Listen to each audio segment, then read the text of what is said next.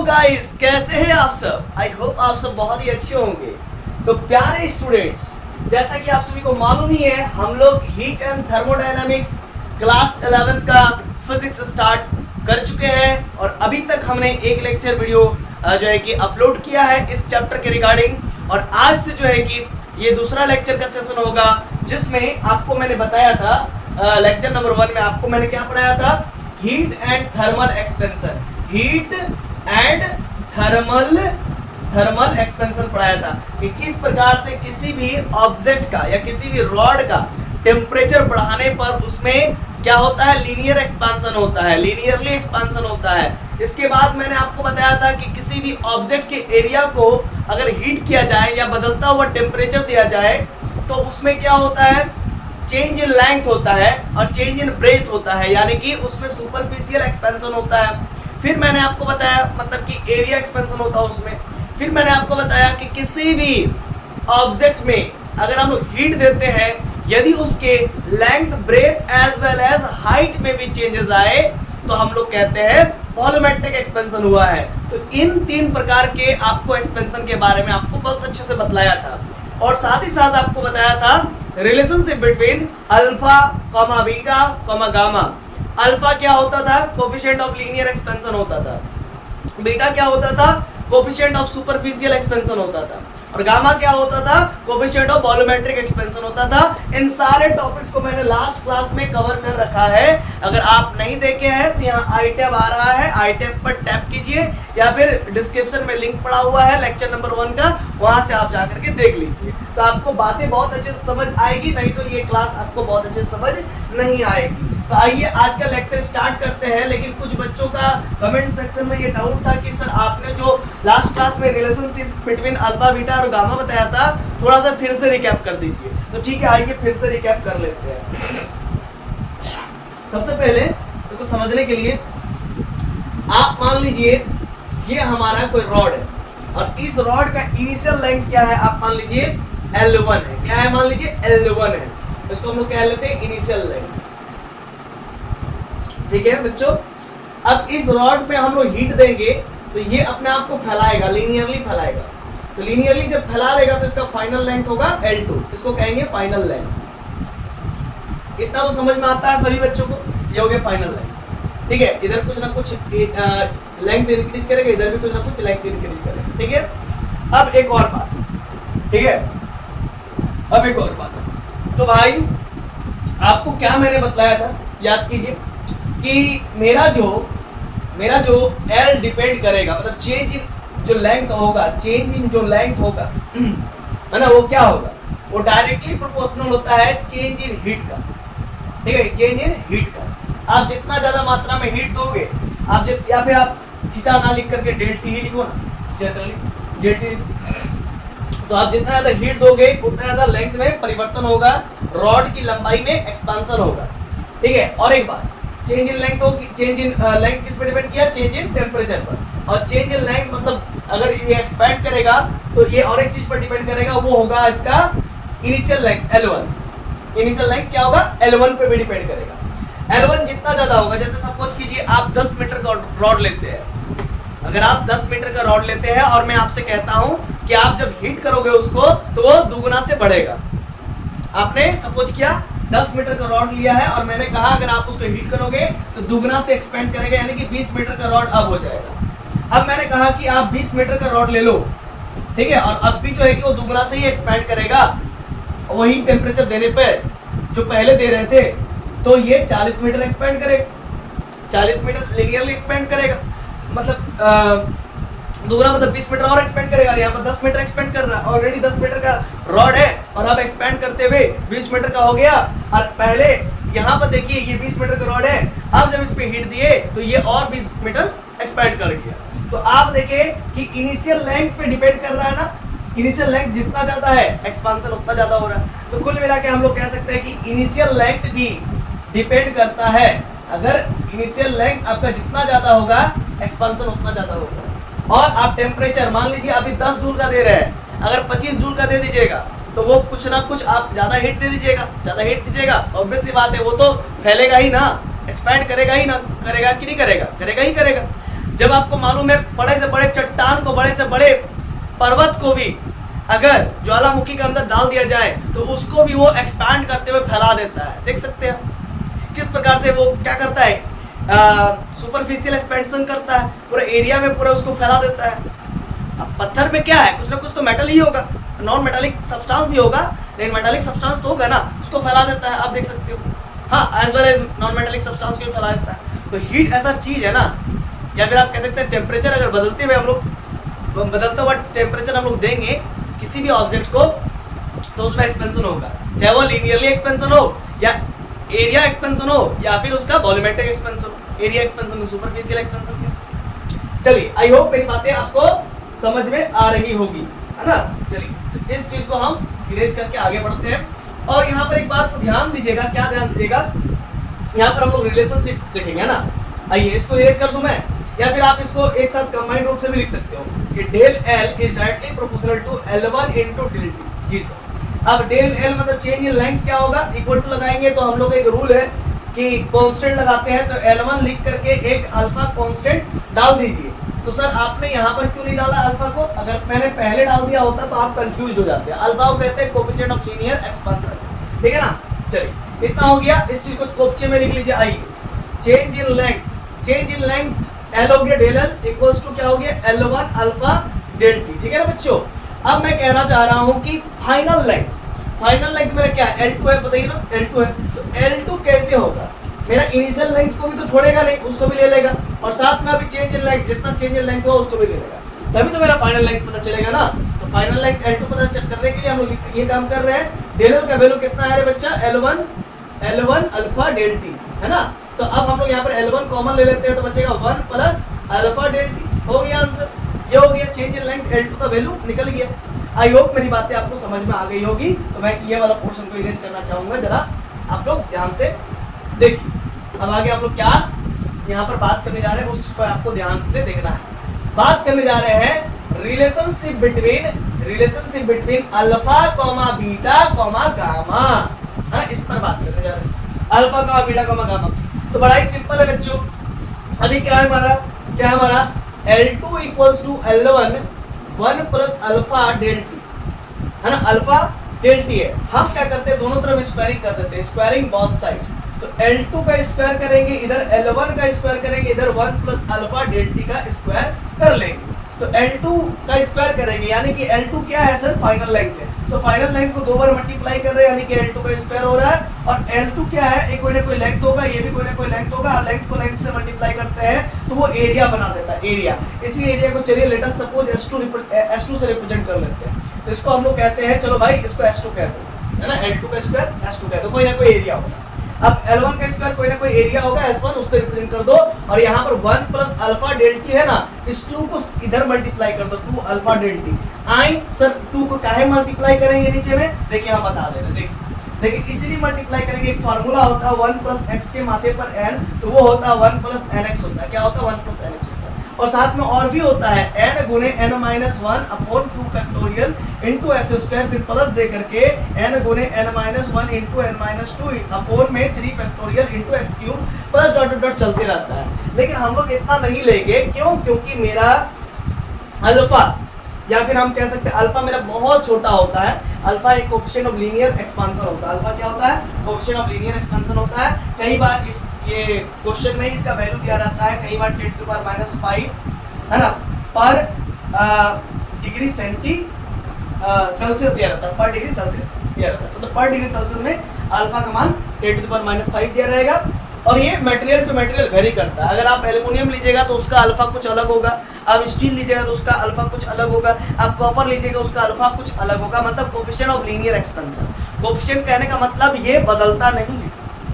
मतलब किसी भी, जैसे कि लोहे का जो होगा वही रहेगा, एल्युमिनियम का जो है वही रहेगा, पर डिग्री सेल्सियस पर उसका जो अल्फा का मान रहेगा वही रहेगा, वो चेंज नहीं करता है ना। जब आप किसी भी लोहे को हीट करते हो, जब किसी भी आप आयरन को हीट करते हो, तो उसमें एक चीज जो नहीं बदलता वो होता है उसका अल्फा। कुछ ना कुछ तो, जैसे आप हीट कीजिएगा तो कुछ ना कुछ तो चीज, बहुत सारी चीज तो बदलेंगे, लेकिन कुछ ना कुछ ऐसे चीज भी होते हैं जो बदलते नहीं है, उसी को कहते हैं अल्फा, है ना। इसको कहते हैं कोएफिशिएंट ऑफ लीनियर एक्सपेंशन। ये बदलता नहीं है, ये पर डिग्री सेल्सियस में इसका मान 10⁻⁵ होता है, बहुत ही नेग्लिजिबल होता है, ठीक है। इसीलिए हम लोग कहते हैं कि सब तो बदलता ही है, क्या नहीं बदलता है, हम लोग ऐसा कहते हैं जब हीट करते हैं किसी चीज को तो सब तो बदलता ही है, क्या नहीं बदलता है, हम लोग ऐसा कहते हैं। लेकिन नहीं, ऐसा नहीं है, कुछ ऐसी चीजें होती है जो नहीं बदलती है ना, अनचेंजेबल फैक्टर्स, उसी को कहते हैं अल्फा, और वो पर डिग्री सेंटीग्रेड पर डिग्री सेल्सियस पर ये 10⁻⁵ है। मान लीजिए हम रैंडमली लिखे, किसी का 10⁻⁴ होगा, 10⁻20 होगा, कुछ ऐसा होता है, ठीक है ना। ये हमेशा बहुत ही नेग्लिजिबल होता है, बहुत ही कम होता है, बहुत छोटा होता है, कितना कम वैल्यू है। हम मान लीजिए 0.01 ले रहे हैं हम, अब अगर हम इसका स्क्वायर करेंगे, बात को समझिएगा, अगर हम इसका स्क्वायर करेंगे तो क्या होगा, 0 है ना, 2 है ना, 0.001 होगा, समझ पा रहे हैं ना, इसका वैल्यू क्या हो जाएगा 0.001। अब मान लीजिए आप 0.1 ले रहे हैं, उसका स्क्वायर कर रहे हैं, 0.1 का स्क्वायर कर रहे हो, 0.1 का स्क्वायर कर रहे हो तो क्या होगा 0.01 होगा इसका वैल्यू। तो कुल मिलाकर के अगर आप 0.1 खुद एक छोटा वैल्यू होता है, उसका स्क्वायरिंग करोगे तो आपका और छोटा हो जाता है क्या। तो वही मैं बताना चाह रहा हूँ कि अल्फा का मान बहुत कम है, और डेल्टी का मतलब क्या होता है, चेंज इन टेम्परेचर, बहुत कम समय के लिए अगर आप चेंज करोगे तो उसका मान बहुत कम होगा। तो इन दोनों का वैल्यू बहुत छोटा हो गया, या फिर छोड़ो हटाओ, अल्फा तो छोटा है ना, यहाँ ध्यान रखो, अल्फा तो छोटा है ना, अल्फा छोटा है और डेल्टी बड़ा है मान लो, तो छोटे को अगर बड़े से मल्टीप्लाई करोगे तो वो भी छोटा होगा। मान लो अल्फा का मान के चलो 0.1 है, और यहाँ पर टी का मान लीजिए, चेंज इन टेम्परेचर का वैल्यू कितना है, मान के चलिए 2 जूल है, या फिर कुछ भी ऐसा मान लीजिए, तो इसको मल्टीप्लाई करेंगे तो देखिए 0.2, पहले अकेला था तो ये 2 कितना सीना तान के खड़ा था कि हम ही बड़ा है, लो, लेकिन जब इसको 2 से मल्टीप्लाई 0.1 से मल्टीप्लाई कर दिए तो ये अपना औकात में आ गया, लो भाई ये 0.2 आ गया, मतलब बहुत छोटा हो गया। अब बहुत छोटे का आप स्क्वायर करोगे तो ये और छोटा हो जाएगा, अब 0.2 का स्क्वायर करोगे तो क्या होगा बताओ तो 0.04 होगा ना, 0.2 का स्क्वायर करो तो 0.04 होगा, लो ना भाई करके दिखाते, लो ज्यादा ही डाउट है तो लोग करके दिखाते हैं 0.2, ठीक है। तो 2 दूनी 4 हुआ, अरे भाई मैथ्स के स्टूडेंट हो तुम लोग, ठीक है, क्या ऐसा मल्टीप्लाई करोगे डायरेक्ट, देखो 2 का 2, देखो 0.2 का स्क्वायर करना ना, तो 2 का स्क्वायर 4 करो, 4 किया, अब देखो पॉइंट है ना, पॉइंट है, अब यहाँ पर क्या होगा, जैसे 0.2 इंटू 0.2 किया, तो यहाँ का एक पॉइंट के बाद डेसिमल है, एक पॉइंट के बाद मतलब कि डिजिट है, यहाँ पर भी एक पॉइंट के बाद डिजिट है,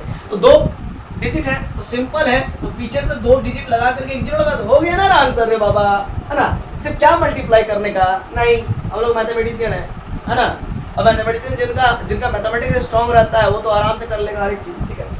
हाँ भाइयों वाला को दिक्कत होता है ना, कोई बात नहीं, चल ठीक है। अरे ये सब कोई बड़ा बात नहीं है, छोटा मोटा कि मैथ्स में प्रॉब्लम आ रहा है, ये सब कुछ मैटर नहीं करता है, आपका कॉन्सेप्ट में क्लैरिटी होना चाहिए, ये तो होते रहती है, ठीक है ना। जिस प्रकार से वही होता है ना कि आप कैसे भी रहिए लेकिन अपने आत्मा को शुद्ध रखिए, वैसे होता है, मैथ्स तो अपने आप आ जाता है, ठीक है। चलिए अब क्या है, 1 + x⁴n है, तो 1 + nx into plus n into n - 1 upon 2 factorial x का स्क्वायर, x बोले तो यही वाला चीज हो जाएगा, देखो ना रे बाबा कंपेयर करो ना, x बोले तो अल्फा डेल्टी होगी, अल्फा डेल्टी का यहाँ पर क्या होगा स्क्वायर होगा, तो ये और छोटा हो जाएगा, नेग्लिजिबल हो जाएगा, है ना, इसीलिए उसको नेग्लेक्ट करते हैं, छोटा हो जाएगा इसीलिए नेग्लेक्ट कर देंगे, और सिर्फ 1 + x के माथे पर अगर n है तो उसको हम लोग 1 + nx, तो इसीलिए ये n जो है ना, ये 2 स्क्वायर कह रहे हैं, ये बाहर आ जाएगा, ये बाहर आ जाएगा यहाँ, ठीक है ना। आई होप आपको बातें समझ में आ गई होगी, और अगर तो भी दिक्कत है रे बाबू, तो भी दिक्कत है तो ये कोपचे में 50 से लिख देना है, क्या लिख देना है 1 + x के माथे पर n, ठीक है। इधर वाला मैं इरेज कर देता हूँ, इधर वाला आप लोग लिख ही लिए होंगे, ठीक।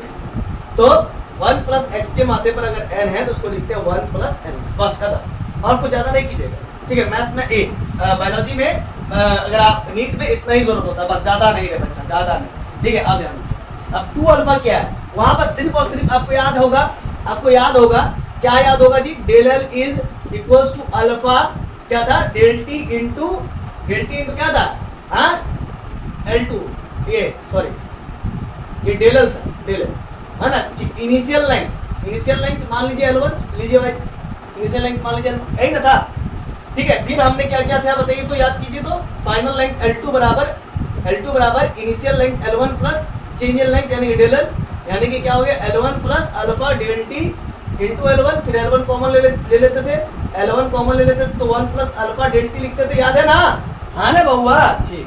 तो यहाँ पर ये जो अल्फा होता था इसको कोफिशिएंट ऑफ लीनियर एक्सपेंशन कहते थे, और यहाँ पर 2 अल्फा है तो इसी 2 अल्फा को ना रे बाबू, इसी 2 अल्फा को बीटा कहते हैं, बीटा। इसको कहते हैं कोफिशिएंट ऑफ, इसको क्या कहते हैं, कोफिशिएंट ऑफ सुपरफिशियल एक्सपेंशन। क्या कहते हैं, कोएफिशिएंट ऑफ सुपरफिशियल, सुपर है ना, सुपर पी है ये, सुपरफिशियल एक्सपेंशन, सुपरफिशियल एक्सपेंशन कहते थे इसको, ठीक है। आइए फिर आगे बढ़ते हैं, ठीक है, आगे की ओर बढ़ते हैं। आइए देखिए, आइए इसको उतार लीजिए, पहले इसको फोटो ले लीजिए, छाप लीजिए, जो करना कर लीजिए।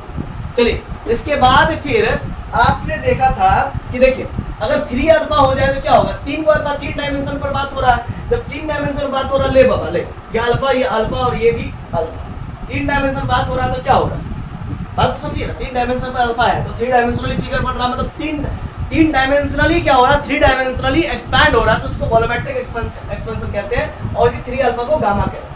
तो कुल मिलाकर के आप रिजल्ट यहाँ पर बात करेंगे कि अल्फा मेरा आया, मेरा बीटा आया और मेरा गामा आया। तो अब बीटा को हम 2 अल्फा कह रहे हैं और गामा को 3 अल्फा कह रहे हैं। जी सर, बहुत अच्छी बात, आगे समझते हैं चीजों को बहुत अच्छा से, इत्मीनान से।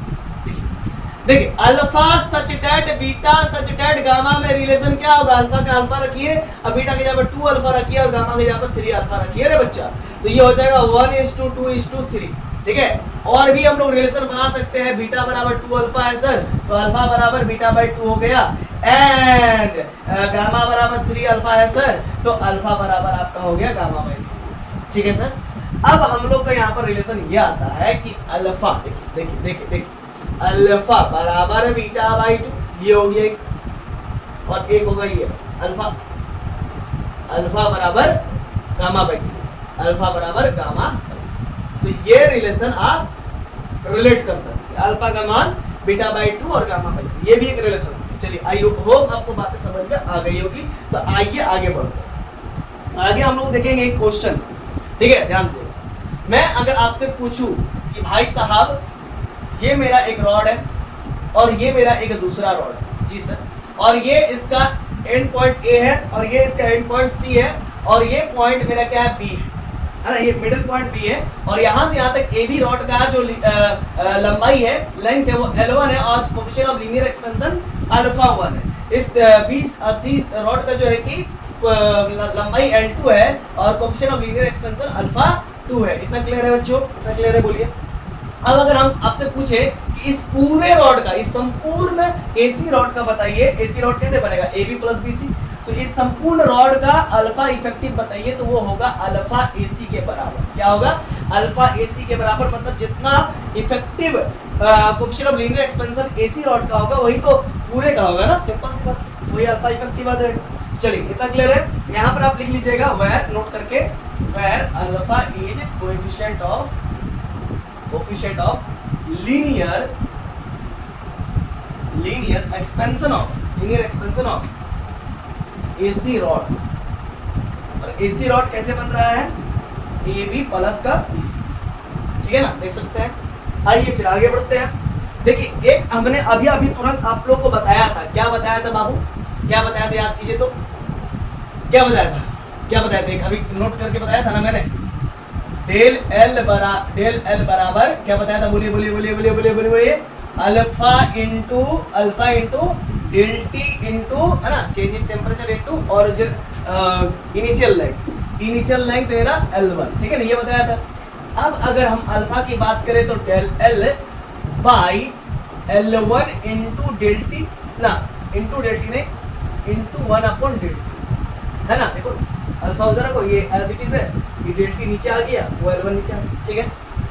अब अल्फा का मान हम लोग क्या लिख सकते हैं, अल्फा का मान हम लोग क्या लिख सकते हैं, बताइए क्या लिख सकते हैं, ठीक है। तो हम लोग लिख ऐसा सकते हैं कि 1 अपॉन L1 इंटू, है ना, 1 अपॉन L1 लिख सकते हैं कि नहीं सकते, बताइए। और इसको हम लोग डिफरेंशियल्स के फॉर्म में लिख देते हैं, डिफरेंशियल्स के फॉर्म में, बहुत अच्छा रहेगा, देखने में अच्छा रहेगा। अरे डेल का मतलब क्या होता है, चेंजेस, है ना, ये ऐसा लिखते हैं तो डेल कहते हैं और ऐसा लिखते हैं तो नेबुला कहते हैं, ठीक है। तो इसका मतलब क्या होता है, डेल का मतलब क्या होता है, चेंजेस को रिप्रेजेंट करता है। और इसी डेल को हम लोग डीवी तो लिख सकते हैं डिफरेंशियल्स के फॉर्म में, मतलब कि मैथमेटिक्स लगा देते हैं, थोड़ा मैथमेटिक्स घुसा देते हैं, ठीक है ना, फिजिक्स में, तो फिजिक्स और भी इजी हो जाता है, मालूम है ना आप लोग को। तो इसीलिए डेल की जगह पर डी लिख दिया, डेल की जगह पर डी लिख दिया, ठीक है। तो अल्फा का मान क्या आया, इस चीज को नोट करके रख लीजिए, बहुत ज्यादा ही अभी काम आने वाला है, ठीक है। तो dl बाई dt क्या हो जाएगा तब बताइए तो, ठीक है। बहुत अच्छा, यहाँ पर स्मॉल एल है ना, तो आप स्मॉल एल भी लिख सकते हैं, कोई मैटर नहीं करता, अरे स्मॉल एल लिखिए, अब मानने के ऊपर है, ठीक है, हो सकता है। ये सब क्या है, नोटेशन से। तो क्या होगा, dl बाई dt क्या हो जाएगा, अल्फा L1, अल्फा L1 होगा। अब मान लीजिए dl1 बाई dt हुआ तो क्या होगा, अल्फा 1 L1 होगा। समझ रहे हैं ना लॉजिक, तो यही सब चीज मैं आपको बताऊंगा आगे। चलिए अभी जो जरूरत है पहले उसको नोट करके रख लीजिए, यही वाला आपको अभी काम आएगा, ठीक है। L1 अल्फा है ना, इसको बढ़िया से थोड़ा सा और लिख लीजिए, dl बाई dt का मान आपका हो जाएगा L1 अल्फा। अरे जैसे भी लिखिए, है ना, समझने से बात। चलिए हो गया। अब आइए क्वेश्चंस, इसको हम लोग करते हैं, है ना, ये तो समझ ही गए होंगे, तो इसको अब हम लोग करते हैं, ध्यान दीजिएगा।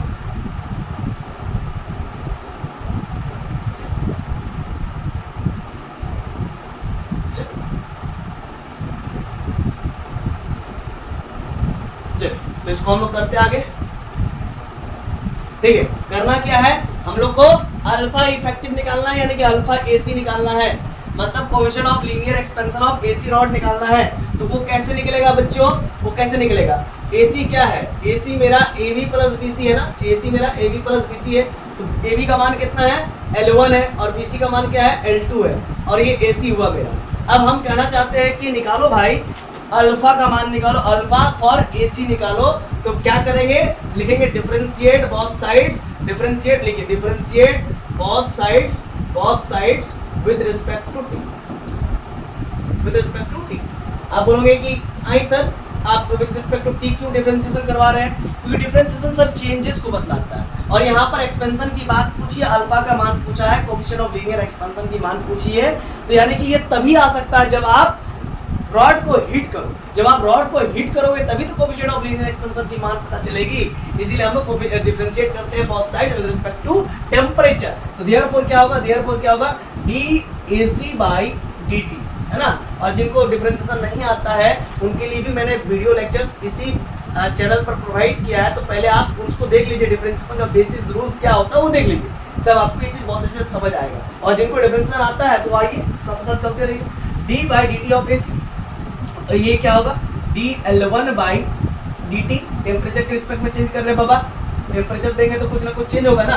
अरे आदमी को, मरा हुआ आदमी में अगर आप आग लगा दे नीचे से तो वो भी तो राख बन जाता है, वो भी तो बदल जाता है। तो ये तो खैर ठहरा लोहा, लोहा तो पहले पिघलेगा, ठीक है ना, बहुत ज्यादा टेम्परेचर दीजिएगा तब वो राख बन सकता है, लेकिन इतना जल्दी नहीं, ठीक है ना। और हम ह्यूमन को जब हम लोग मर जाते हैं तो फिर जब जलाया जाता है, नीचे से हीट दिया जाता है, तो हमारे बॉडी में क्या होती है, हमारे जो सेल्स है वो सब जलने लगती है, समझ रहे ना, हमारे सेल से हर पानी जो है कि निकलने लगती है, ठीक है ना, हाइड्रोलाइसिस हो जाता है। क्या कहते हैं उसको, हाइड्रोलाइसिस ही कहते हैं ना। अब ठीक है, बायो वाले अपना समझ लेंगे, ठीक है। देखिए तो d by dt of AC, dl1 by dt और dl2 बाई dt।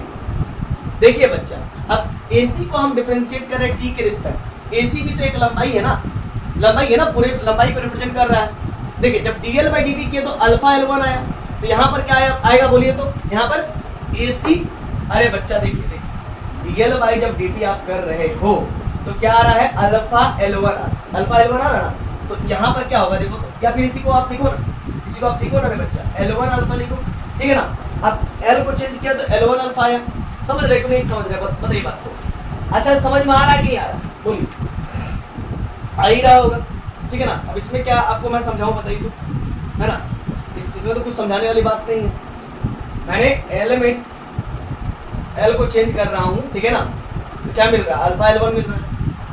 यहाँ पर क्या होगा, अब AC को मैं चेंज कर रहा हूँ तो क्या मिलेगा, अल्फा AC मिलेगा, है ना। तो अल्फा AC बाद में लिखेंगे, पहले AC को लिखिए, ये लंबाई को लिखिए, और अल्फा AC निकलेगा, अल्फा AC मतलब सर, अरे बाबा देखिए L को मैंने चेंज किया तो अल्फा L1 निकला, अल्फा L1 ये रिप्रेजेंट। अगर आपको ज़्यादा ही डाउट हो रहा है, तो आइए इसको लिख लेते हैं, सर dl बाई, है ना, dt को आप चेंज कीजिएगा, ठीक है, dl बाई dt को आप चेंज कीजिएगा, समझ पा रहे हो ना, चेंज इन लेंथ को हम बतला रहे हैं, ठीक है, change in length, change in length किस में होता है बताइए, ओरिजिनल लेंथ पे ही चेंज होता है, ओरिजिनल लेंथ पे होता है ना, इनिशियल, जिसको हाँ इनिशियल लेंथ कहते हैं।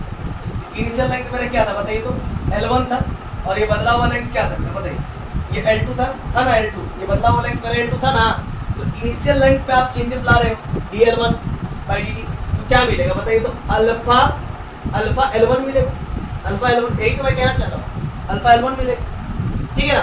तो बस वो नोटेशन था, इसीलिए आप दोहरा रहे थे।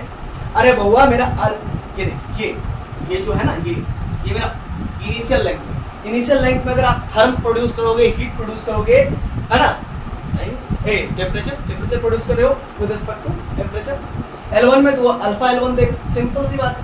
तो अगर AC में अगर आप टेम्परेचर दोगे तो क्या होगा, अल्फा AC देगा, AC अल्फा AC, है ना। अभी यहाँ पर अल्फा 1 भी हो सकता है, क्योंकि L1 के लिए अल्फा 1 हुआ, अब यहाँ पर AC के लिए क्या होगा, अल्फा AC होगा। समझ गए? अरे बोलिए, बुझ गए? ठीक, बुझ गए तो अच्छी बात, मैं तो समझना चीज हो, ठीक है। अगर एक बार आप समझ गए तो काम हो गया। और यहाँ पर क्या होगा, L1 अल्फा 1 होगा, और यहाँ पर क्या होगा, L2 अल्फा 2 होगा, ठीक है। अब अल्फा AC क्या होगा बताइए तो, अल्फा AC बराबर L1 alpha 1 plus L2 alpha 2, और नीचे में क्या हो जाएगा, AC नीचे चल जाएगा, AC जाएगा ना जी AC, लेकिन हम AC नहीं लिखेंगे, AC के बदले क्या लिखेंगे बताइए तो, AC मेरा था AB प्लस BC, था ना, देखो उधर AB का मान L1 और BC का मान L2, इसके बदले हम AC के जगह पर L1 प्लस L2 लिख देंगे, क्या लिख देंगे, L1 प्लस L2 लिख देंगे। ये मेरा अल्फा AC निकल गया, effective linear coefficient,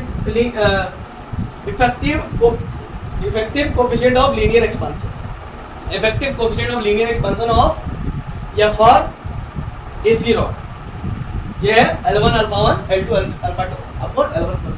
I hope आपको बातें समझ में आ गई होगी। और आपको मैं बता दूं, नीट 2018, एक मिनट देख लेता हूं, हाँ 2018 में यहाँ इससे डायरेक्ट क्वेश्चन आया था, वो दे दिया था, ठीक है ना, ऐसा सिचुएशन क्रिएट कर दिया था और आपसे 4 ऑप्शन दे दिया था, एगो ये, एगो दूसरा स्क्वायर लगा करके, एगो तीसरा है, एगो में डज नॉट एग्जिस्ट, तो ऐसा करके दे दिया था और आपको बताना था कोई एक, तो आप इस प्रकार से बताए होंगे, और नहीं बताए होंगे तो अभी सीख लीजिए, क्योंकि ऐसा क्वेश्चन इस बार भी रिपीट कर सकते, कोई चीज थोड़ी है। चलिए आइए देखते हैं। अब मान के चलिए स्टूडेंट्स, मेरा एक रॉड है, मेरा एक रॉड ये है और ये रॉड दूसरा है, ठीक है, ध्यान दीजिए। यहाँ पर इसका नाम दे देते हैं B, इसका नाम देते हैं यहाँ पर A, और यहाँ पर नाम दे देते हैं C, और यहाँ पर एक लाइन ज्वाइनिंग करवा देते हैं इस प्रकार से AC।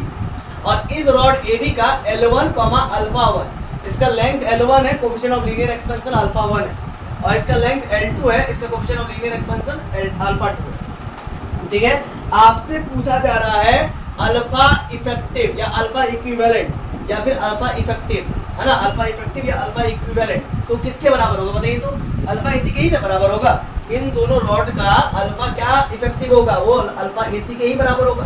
अब अल्फा AC को आपको निकालना पड़ेगा, ठीक है ना, यहीं पर तो मेन पंगा है। आइए इसको निकालते हैं, देखिए कैसे निकालेंगे, इस चीज को आप लोग समझेंगे, ठीक है, इस चीज को आप लोग को समझना हो गया।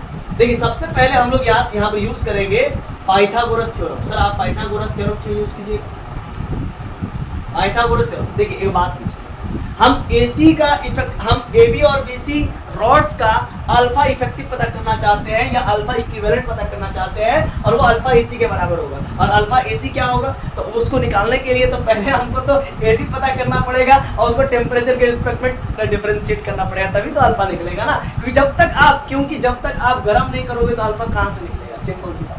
तो AC का स्क्वायर बराबर AB का स्क्वायर प्लस BC का स्क्वायर,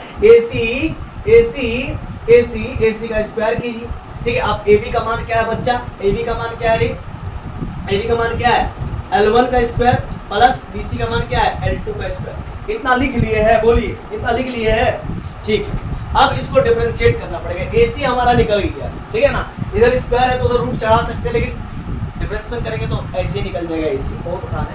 लिखेंगे डिफरेंशिएट बोथ साइड्स, बहुत लिख देते, डिफरेंशिएट बोथ साइड्स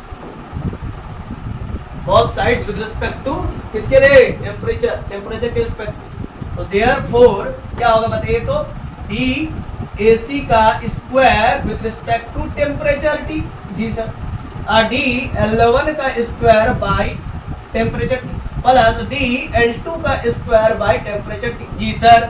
अब सुनिए, अब यहाँ पर फंक्शन ऑफ फंक्शन रूल रहेगा, AC का स्क्वायर है ऊपर में तो स्क्वायर छोड़ के नीचे में AC आ जाता है, याद है ना आपको फंक्शन ऑफ फंक्शन रूल। अगर नहीं पढ़े अरे बाबा हम पहले अभी भी बोल रहे हैं कि अगर आपको फिजिक्स सुधारना है तो मैथ सुधारो यार, मैथ सुधारो बायो वाले, नहीं तो रगड़ रगड़ के मर जाओगे, 5 साल 6 साल लग जाएगा एग्जाम निकालने में।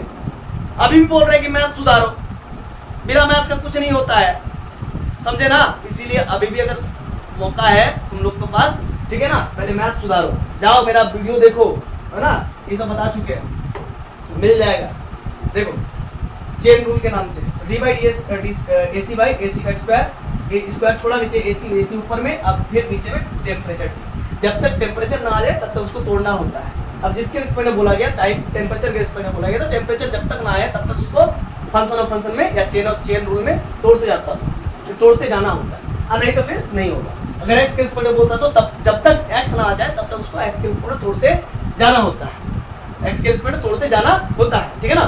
जैसे दशरथ मांझी का एक स्लोगन था बहुत ही अच्छा कि जब तक तोड़ेंगे नहीं तब तक छोड़ेंगे नहीं, जब तक तोड़ेंगे नहीं तब तक छोड़ेंगे नहीं। मतलब उसने तब तक तोड़ा जब तक वो पर्वत या पहाड़ टूट ना गया। तो ठीक उसी प्रकार से डिफरेंशिएशन में जो चेन रूल होता है उसमें कहता है कि तब तक इसको डिफरेंशिएट करो चेन रूल में, जब तक नीचे जिसके रिस्पेक्ट में आप डिफरेंशिएट कर रहे हो वो ना आ जाए, ठीक है। आगे टेम्परेचर आप इसको छोड़ दें। अब ऊपर में क्या है बच्चा, डी L1 का स्क्वायर छोड़ेंगे नीचे L1, ऊपर में क्या ले जाएंगे डी L1 बाई dt। अब प्लस क्या हो जाएगा रे, L2 का स्क्वायर नीचे क्या होगा L2 into d L2 by dt, जी सर। आगे रे मुन्ना AC देखिए डी बाई डी एक्स, देखिए ध्यान दीजिएगा d by x square by d x का डेरिवेटिव होता है 2x2 का पावर 2 - 1 यानी कि 2x के मात्रा पर 1, ठीक है। तो यहाँ पर 2AC के माथे पर 2 - 1 लिखने में खराब लगता है, AC के माथे पर 2 - 1 डायरेक्ट लिखो ना यार, डायरेक्ट लिखो 2AC लिखो, ज्यादा बेस्ट है। 2 - 1 क्या लिखिए बच्चा, चलिए अब DAC रहने दीजिए, DAC बाई dt।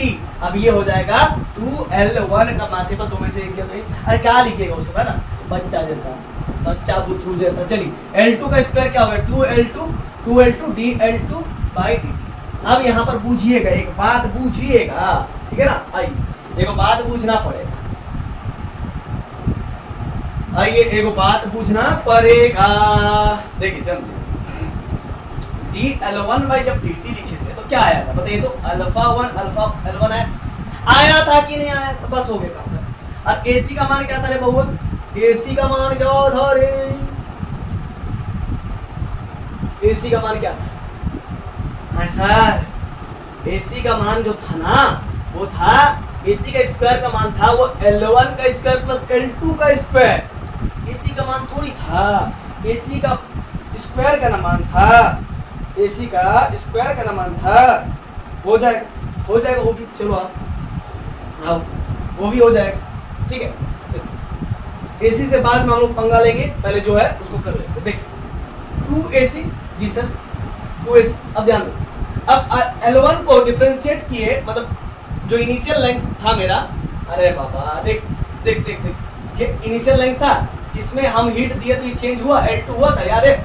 तो जब हम इनिशियल लेंथ में हीट देंगे तो अरे कैपिटल ले, बहुत जन को दिक्कत होता जी, स्मॉल एल लिख दिए सर, यहाँ पर कैपिटल एल है, अरे बाबा ले इस कैपिटल एल था, ले अच्छा से लिख दे, ठीक।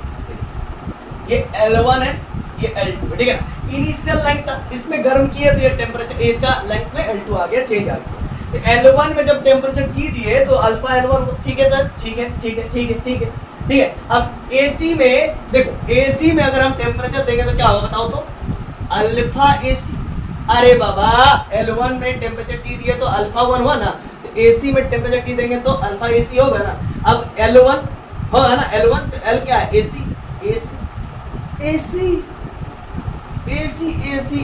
ला दो रे, है ना, लाई दो मोटर विदेशी।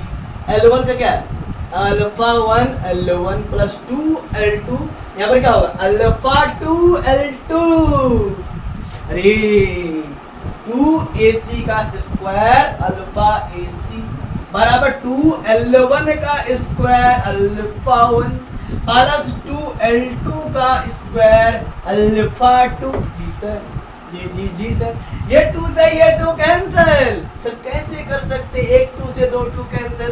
अरे बाबा सिंपल मैथ से रे, 2 कॉमन ले ले रे बाबा, इधर 2 से 2 कट जाएगा, सिंपल सी है ना। अरे बहुत बच्चा का मैथ्स बड़ा वीक होता है, ठीक है ना, बहुत ज्यादातर बायो वाले बच्चों का बहुत मैथ्स वीक होता है। अब कमेंट सेक्शन में भर मत दीजिएगा, हाँ सर आप हमको ऐसा बोल दिया, हमको ऐसा, वो सब कुछ नहीं, आपका मैथ्स कमजोर होता है बहुत बच्चों का, इसीलिए तो आप बायो लिए हो। ठीक है, कोई बात नहीं, ठीक। आइए, ये आपका हुआ L1 का स्क्वायर अल्फा 1 प्लस L2 का स्क्वायर अल्फा 2। इधर देखिए, AC का स्क्वायर नीचे चल जाएगा, AC का स्क्वायर नीचे चल जाएगा। अब AC क्या है रे मुन्ना, AC क्या है रे L1 का स्क्वायर प्लस L2 का स्क्वायर। आओ इसी को छाप लेंगे, ठीक है ना। आओ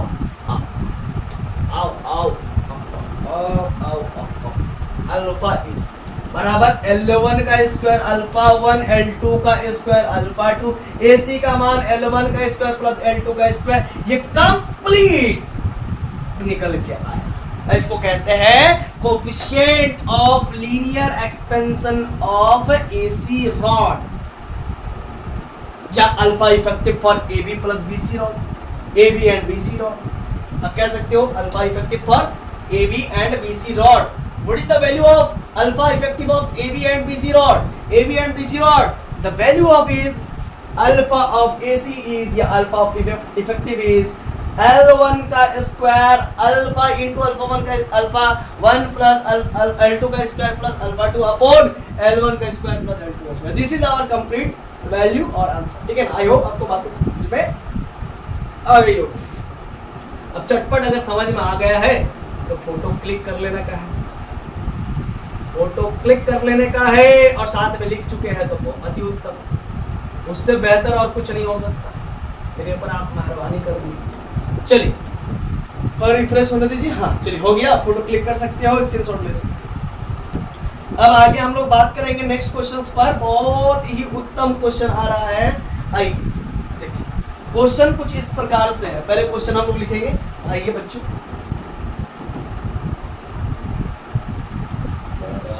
देश का सिपाही बनूंगा, तारा, अरे दुनिया नहीं रहे, अपने देश का है ना, जो अपने देश का तारा बनूंगा, मंजिल से पहले ना लूंगा कभी दम, आगे ही आगे बढ़ाऊंगा कदम, दाहिने भाई हम, अरे नन्हा मुन्ना राहू, देश का सिपाही हूँ, बोलो मेरे संग जय हिंद जय हिंद जय हिंद जय हिंद। मंजिल से पहले ना लूंगा कभी दम, आगे ही आगे बढ़ाऊंगा कदम, ना ना ना क्या बोलते हैं, धरती पे कभी ना गिरने दूंगा एटम बम। उस समय बनाते ही गाना ना, जब एटम बम गिरा था, है ना, इसीलिए बहुत कोई जो लेखक हो गए, संगीतकार, वो लोग डर गया था, इसलिए सब गाना बनाता था उस समय। अच्छा ही है ना, इन्फ्लुएंस करते थे वो सब कि बम नहीं गिराना चाहिए, फेंकना नहीं चाहिए। चलो क्वेश्चन है, बहुत ही अच्छा क्वेश्चन है, उम्दा क्वेश्चन है, बहुत बेहतरीन क्वेश्चन है। आइए देखते, देख क्वेश्चन कहता है if the temperature is rise, हाँ भाई टेम्परेचर बढ़ा दो, हाँ बढ़ा, the distance between apex and, देखिए एपेक्स इसको कहते हैं, apex, the distance between apex and mid point, this is our mid point, ठीक है ना, M for mid point of the base, ये बेस को वो एपेक्स को, इज अनचेंज, मतलब इसकी पोजीशन, ए की पोजीशन एंड एम की पोजीशन कभी भी चेंज नहीं होगा, खत्म। देन आपको पता करना है L1 by L2 का वैल्यू। अरे रे, क्या पता करना है, L1 by L2 का वैल्यू पता करना है। क्या पता करना है, L1 by L2 का वैल्यू पता करना है। तो सर कुछ तो दिया होना चाहिए ना, हाँ दिया होगा, इसका लेंथ L2 दिया होगा, इसका coefficient of linear expansion alpha 2 दिया होगा, इसका लेंथ L2 दिया होगा, इसका coefficient of linear expansion alpha 2 दिया होगा, और इस पूरे BC लाइन का BC रॉड का जो coefficient of linear expansion alpha 1 है, और L1 इसका क्या दिया हुआ बताइए, तो L1 दिया हुआ है, लेंथ दिया हुआ BC रॉड है ना, यही ना, चलो ठीक। अरे आसान है रे बउआ, निकाल पाओगे, चलो हम आपको समझ देते हैं, चलिए हम 1 मिनट आपको समझ देते हैं, 1 मिनट नहीं, अरे चलो ठीक है 20 सेकंड दे रहे, चलो बना पॉज करके बना, तो तब तक गाना गाएगा ना। तो क्या था, ये मेरे वतन के लोगों, देखिए 15 अगस्त आ रहा है, थोड़ा सा मतलब कि थोड़ा देशभक्ति जगना चाहिए है ना अंदर से, आप लोग भी गाइए मेरे साथ साथ। ये मेरे वतन के लोगों, जरा आँख में भर लो पानी, ये शुभ दिन है हम सबका, लहरा लो तिरंगा प्यारा, पर मत भूलो सीमा पर वीरों ने प्राण गंवाए, कुछ याद उन्हें भी कर लो, कुछ याद उन्हें भी कर लो, जो लौट के घर न आए, संगीन पे धर कर माथा। चलो चलो ठीक है, अब चलो अब आगे आप गा रहे हैं, ठीक है, चलिए अब हम लोग बनाते हैं आगे। देखिए, if the temperature is rise, the distance between apex and midpoint of the base is unchanged. apex और midpoint का जो है कि ये जो है चेंज नहीं होता है ना, ये अपना पोजीशन चेंज नहीं करता। तो आपको कह रहा है कि L1/L2 निकालो, चलो ठीक है निकाल लेते, आओ देखो कैसे निकालते हैं। देखो हम क्या करेंगे, यहाँ पे ट्राइंगल बन रहा है, हाँ सर बन तो रहा है सर, और ये चेंज नहीं हो रहा है, A और M आपस में चेंज नहीं हो रहा है, नहीं चेंज हो रहा है, यानी कि ये कांस्टेंट है, इसका मतलब इसका डिफरेंशिएशन करेंगे तो ये क्या दे देगा, 0 दे देगा, क्या दे देगा, 0 दे देगा, समझ पा रहे हैं ना, बोलिए जल्दी बोलिए, 0 देगा कि नहीं देगा, बना, किसका बना जी, चल ठीक, नहीं बना तो नहीं बना, चलो अब हम बताते हैं, ध्यान दीजिएगा, है ना, ये AM और C पर हम लोग बात कर रहे हैं, ट्राइंगल AM और C पर बात कर रहे हैं, जहां पर हम फिर से एक बार बता देते हैं कि ये जो AM जो है कि ये कांस्टेंट है, मतलब ये अपना पोजीशन चेंज नहीं कर रहा है, A और M पोजीशन, यानी कि ये कांस्टेंट को बता रहा है, और यानी कि इसका डिफरेंशिएशन करेंगे तो 0 हो जाएगा। तो चलिए आप यहाँ पर लिखेंगे सॉल्यूशन, पहले सॉल्यूशन लिखेंगे इन ट्राइंगल AMC, तो AMC में क्या होगा, AC का स्क्वायर इक्वल टू AM का स्क्वायर प्लस MC का स्क्वायर, जी सर ठीक है।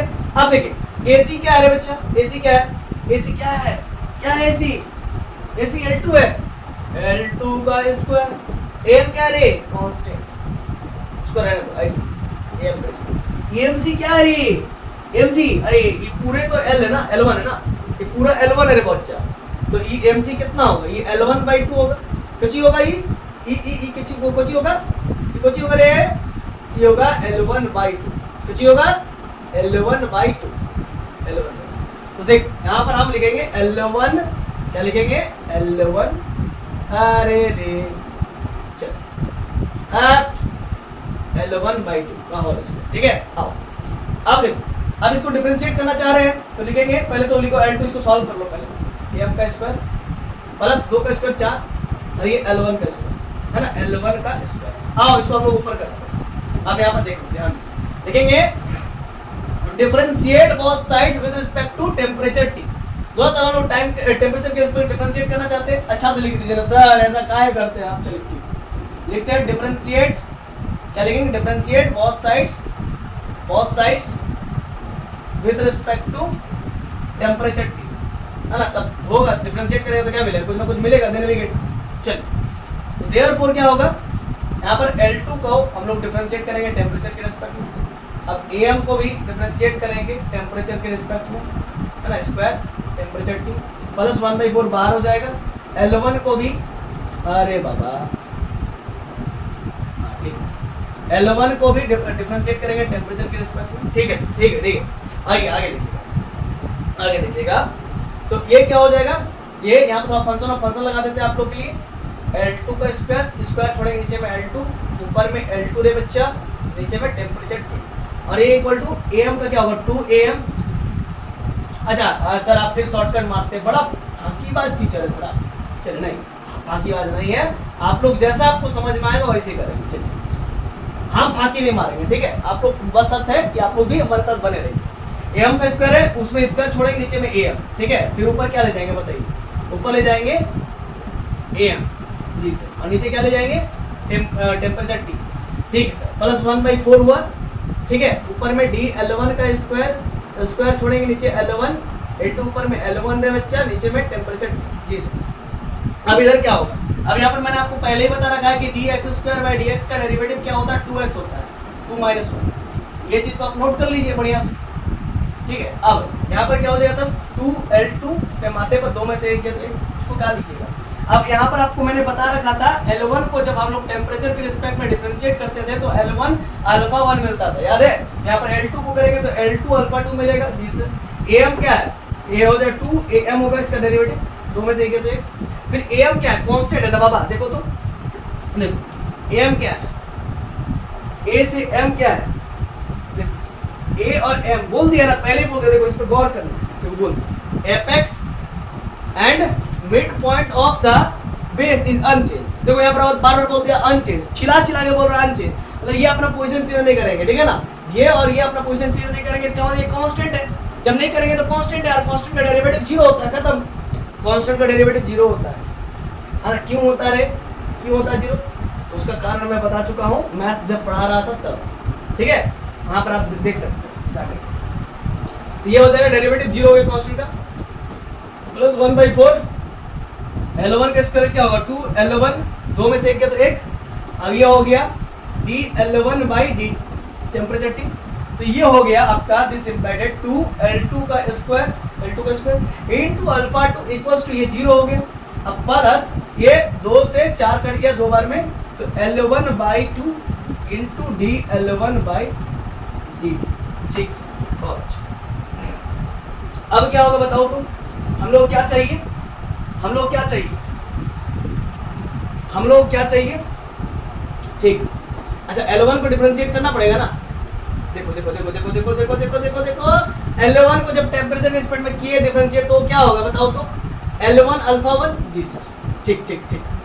अब 2L2 का स्क्वायर α2 इक्वल्स टू क्या है, L1 का स्क्वायर α1/2, ये दो इधर भेज दो, तो 2 दूनी 4, L2 का स्क्वायर α2 इक्वल्स टू क्या है L1 का स्क्वायर α1। और हम लोग को चाहिए क्या, हम लोग को क्या चाहिए बच्चा, हम लोग को क्या चाहिए रे सोना, L1/L2, L1/L2 चाहिए ना। चलो कर लेते हैं L1/L2, हाँ कर लेते हैं L1/L2। देखो ये L1 इधर ही रहने दो, L1 का स्क्वायर, और इधर L2 का स्क्वायर इधर ले आओ, L2 का स्क्वायर, इधर 4α2 को रहने दो, और उधर से α1 को ले आओ, ठीक है, इक्वल्स टू आ गया ना। L1 का स्क्वायर L2 का स्क्वायर 4α2 नीचे में α1, ठीक है। उधर स्क्वायर है ना, देखो इस पूरे को लिख सकते हैं L1/L2 का झोल करके स्क्वायर, ठीक। तो दिस इम्प्लाइड है L1/L2 का झोल करके स्क्वायर इक्वल टू कितना है 4α2/α1 जी सर, ठीक। देख लिए, देख लिए, देख लिए ना। L1/L2 क्या हो जाएगा √4α2/α1।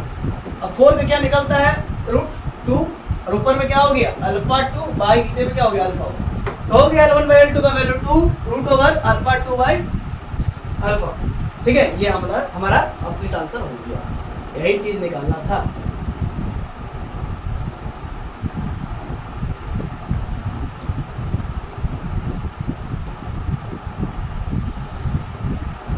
हाँ यही चीज निकाला था L1/L2, तो ये हमारा निकल के आ गया है। और आई होप आप लोग मेरे साथ साथ लिखे होंगे, नहीं तो फिर अब हम क्या कर सकते, नहीं लिखे होंगे तो हम क्या कर सकते, ठीक है। चलिए फिर आगे बढ़ेंगे हम लोग,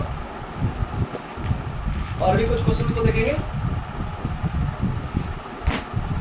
चलिए थोड़ा सा वेट कर लेते हैं, तब तक आप लोग उतार लेंगे। चलिए तो अब आगे बढ़ते हैं। चलिए अब एक और नेक्स्ट क्वेश्चंस की ओर हम लोग मूव करते हैं।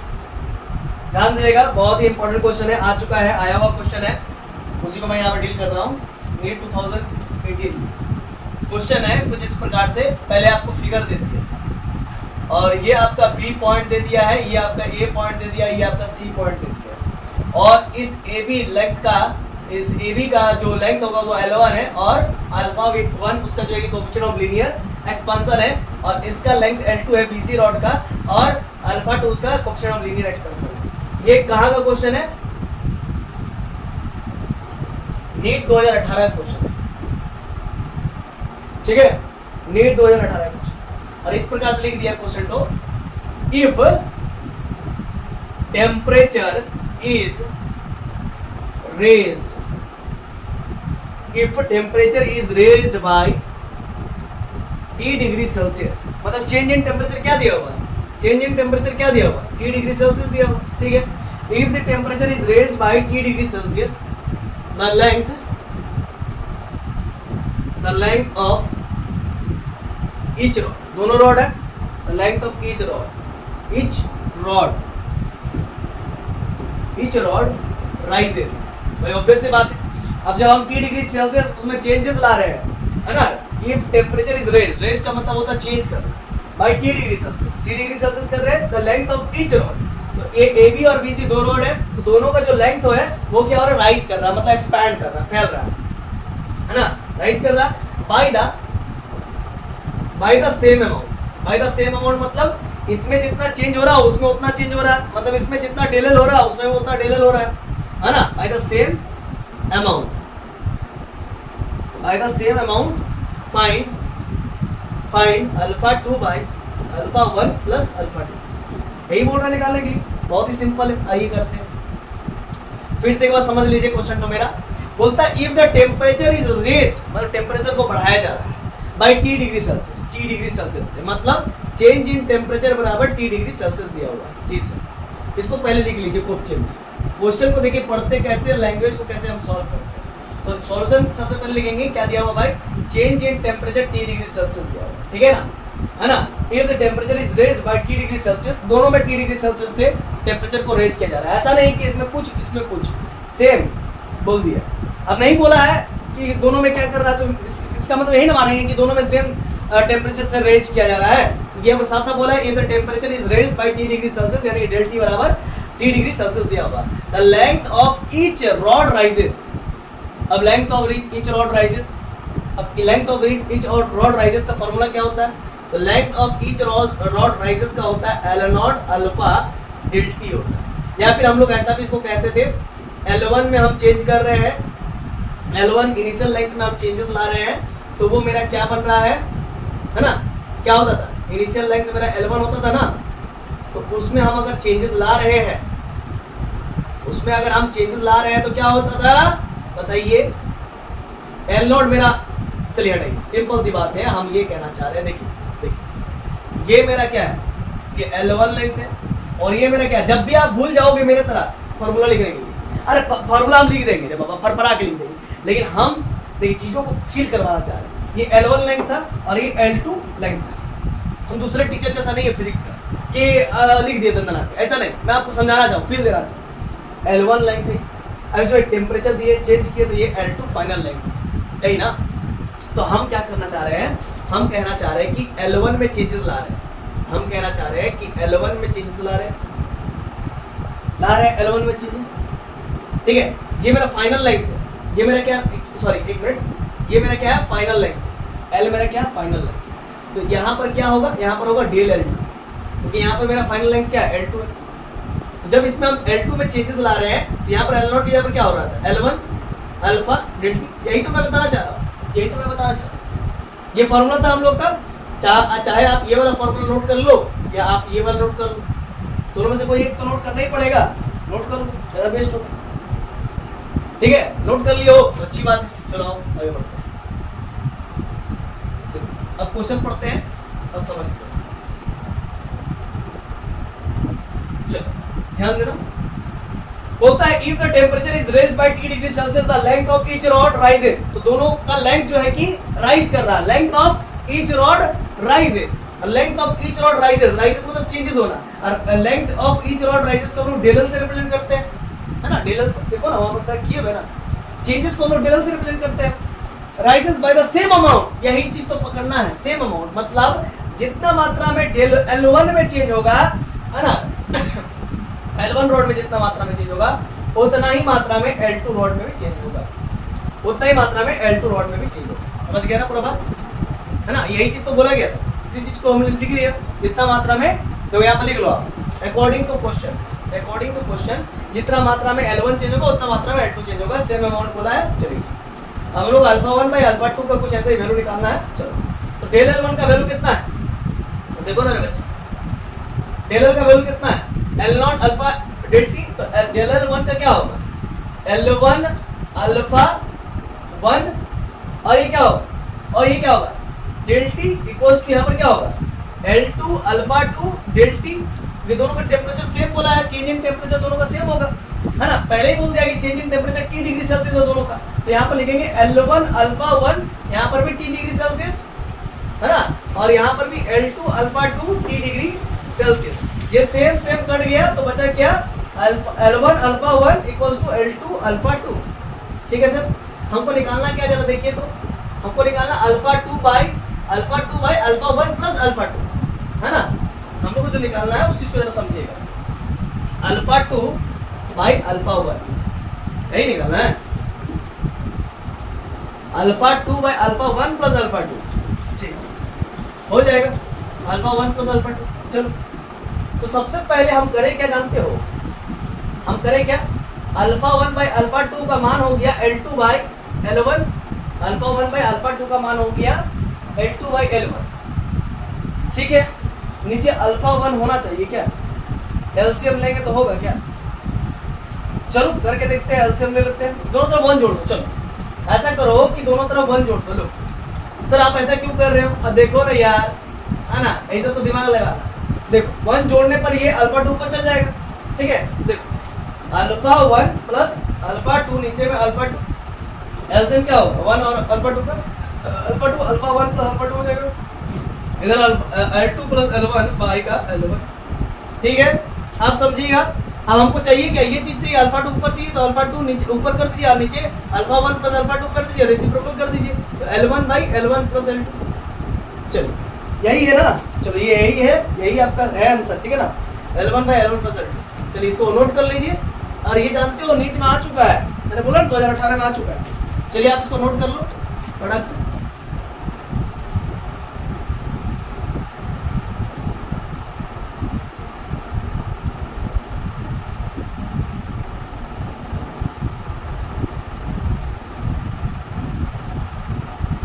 चलो उतारो जल्दी से।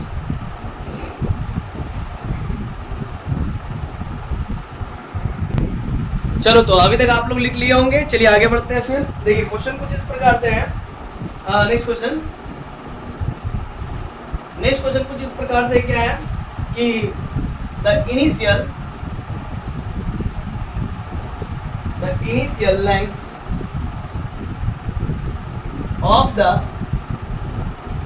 of the two rods A and B are in the ratio 3:5। फिर कहता है if the coefficient of linear expansions is the ratio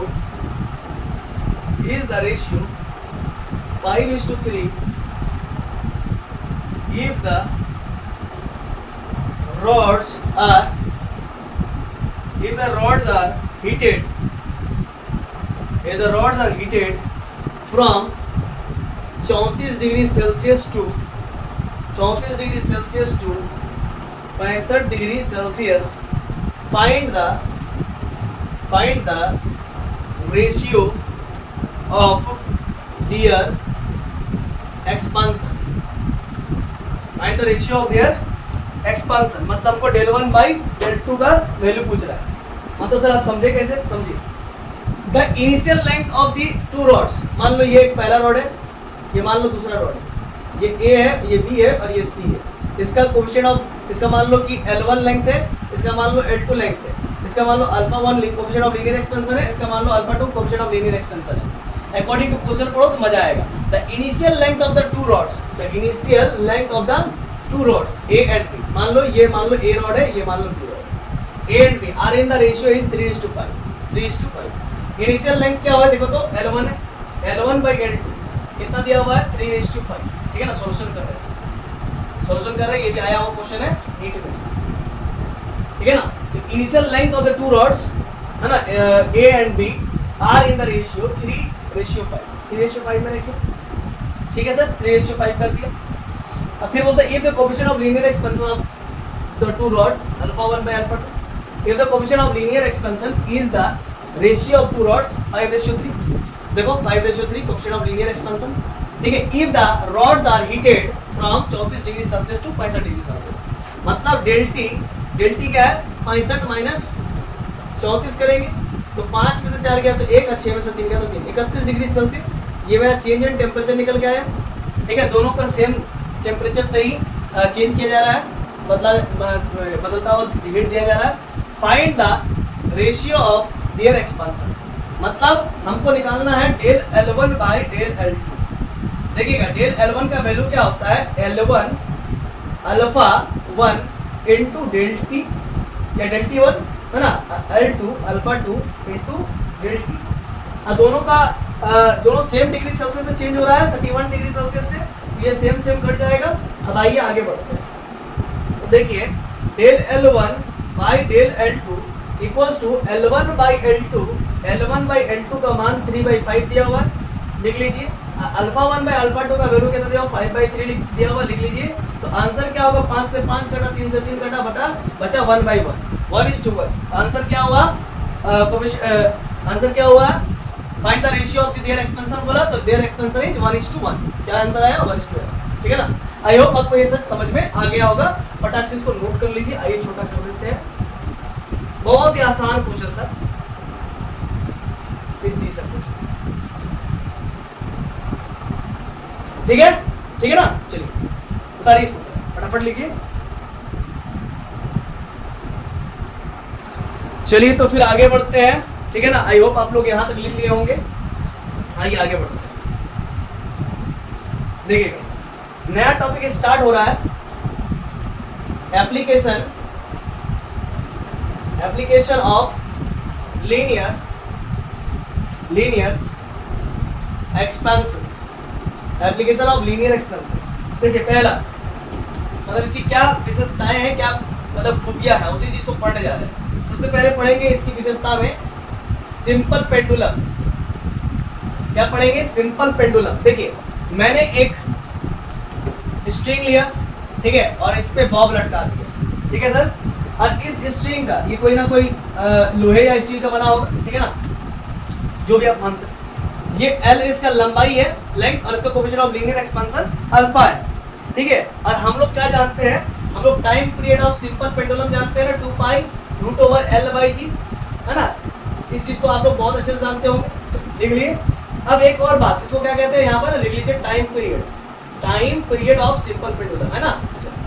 अब यहाँ पर इस चीज को समझिएगा, T is directly proportional of √L, मतलब जितना ज्यादा आप लंबाई बढ़ाएंगे, है ना, इस जैसे मान के चलिए अभी इस समय जब इसका लंबाई L है तो इसका कुछ ना कुछ टाइम पीरियड होगा, और इस टाइम पीरियड में हम कह रहे हैं कि इसको एक पूरा ऑसिलेशन क्या होता है, मिड पॉइंट से एक्सट्रीम पॉइंट गया यहाँ पर, फिर वापस आया, फिर मिड पॉइंट से एक्सट्रीम पॉइंट गया, फिर वापस आया। मान लेते हैं इस पूरे 1 ऑसिलेशन को करने के लिए, मान लीजिए इस पूरे 1 ऑसिलेशन को करने के लिए इसे 1 सेकेंड का समय लगा।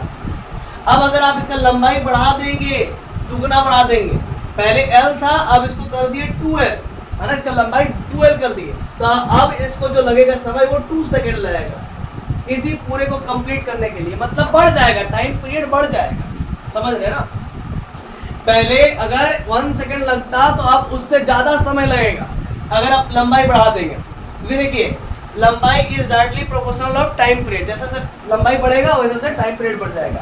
इसी वजह से जो पुराने समय में जो पेंडुलम क्लॉक्स होती थी वो कई बार फेल हो जाती थी, समझ रहे ना।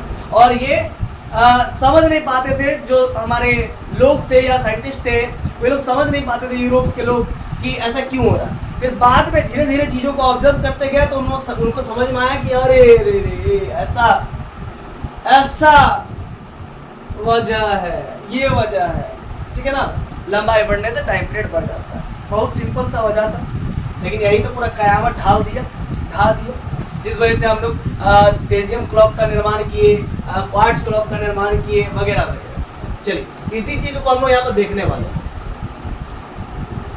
आइए फिर देखिए, अगर लंबाई को, जो चीज लिखवा लिखी, अगर लंबाई को इंक्रीज कर देंगे तो this implied that time period भी इंक्रीज हो जाएगा, और इसी को तो कहते हैं टाइम डिले। क्या कहते हैं? Time delay. मतलब पहले 1 सेकंड में काम हो रहा था, अब 1 सेकंड में काम नहीं होगा, लंबाई बढ़ा दीजिएगा तो, है ना, अब उससे ज्यादा समय लग सकता है। अब कितना समय लगेगा? अब हो सकता है 10 सेकंड लग जाए, वो तो लंबाई पर डिपेंड कर रहा है ना कि आप लंबाई कितना बढ़ाए हो, है ना, स्ट्रिंग की लंबाई कितना बढ़ाए हो, लेंथ कितना बढ़ाए हो। अगर आप लेंथ को कम कर देंगे तो, लेंथ को डिक्रीज कर देंगे तो टाइम पीरियड भी कम लगेगा, कम समय लगेगा। मान लीजिए अभी 10 सेकंड पूरा 1 ऑसिलेशन करने के लिए लग रहा है, मान लीजिए अभी 10 सेकंड पूरा कंप्लीट ऑसिलेशन करने के लिए लग रहा है।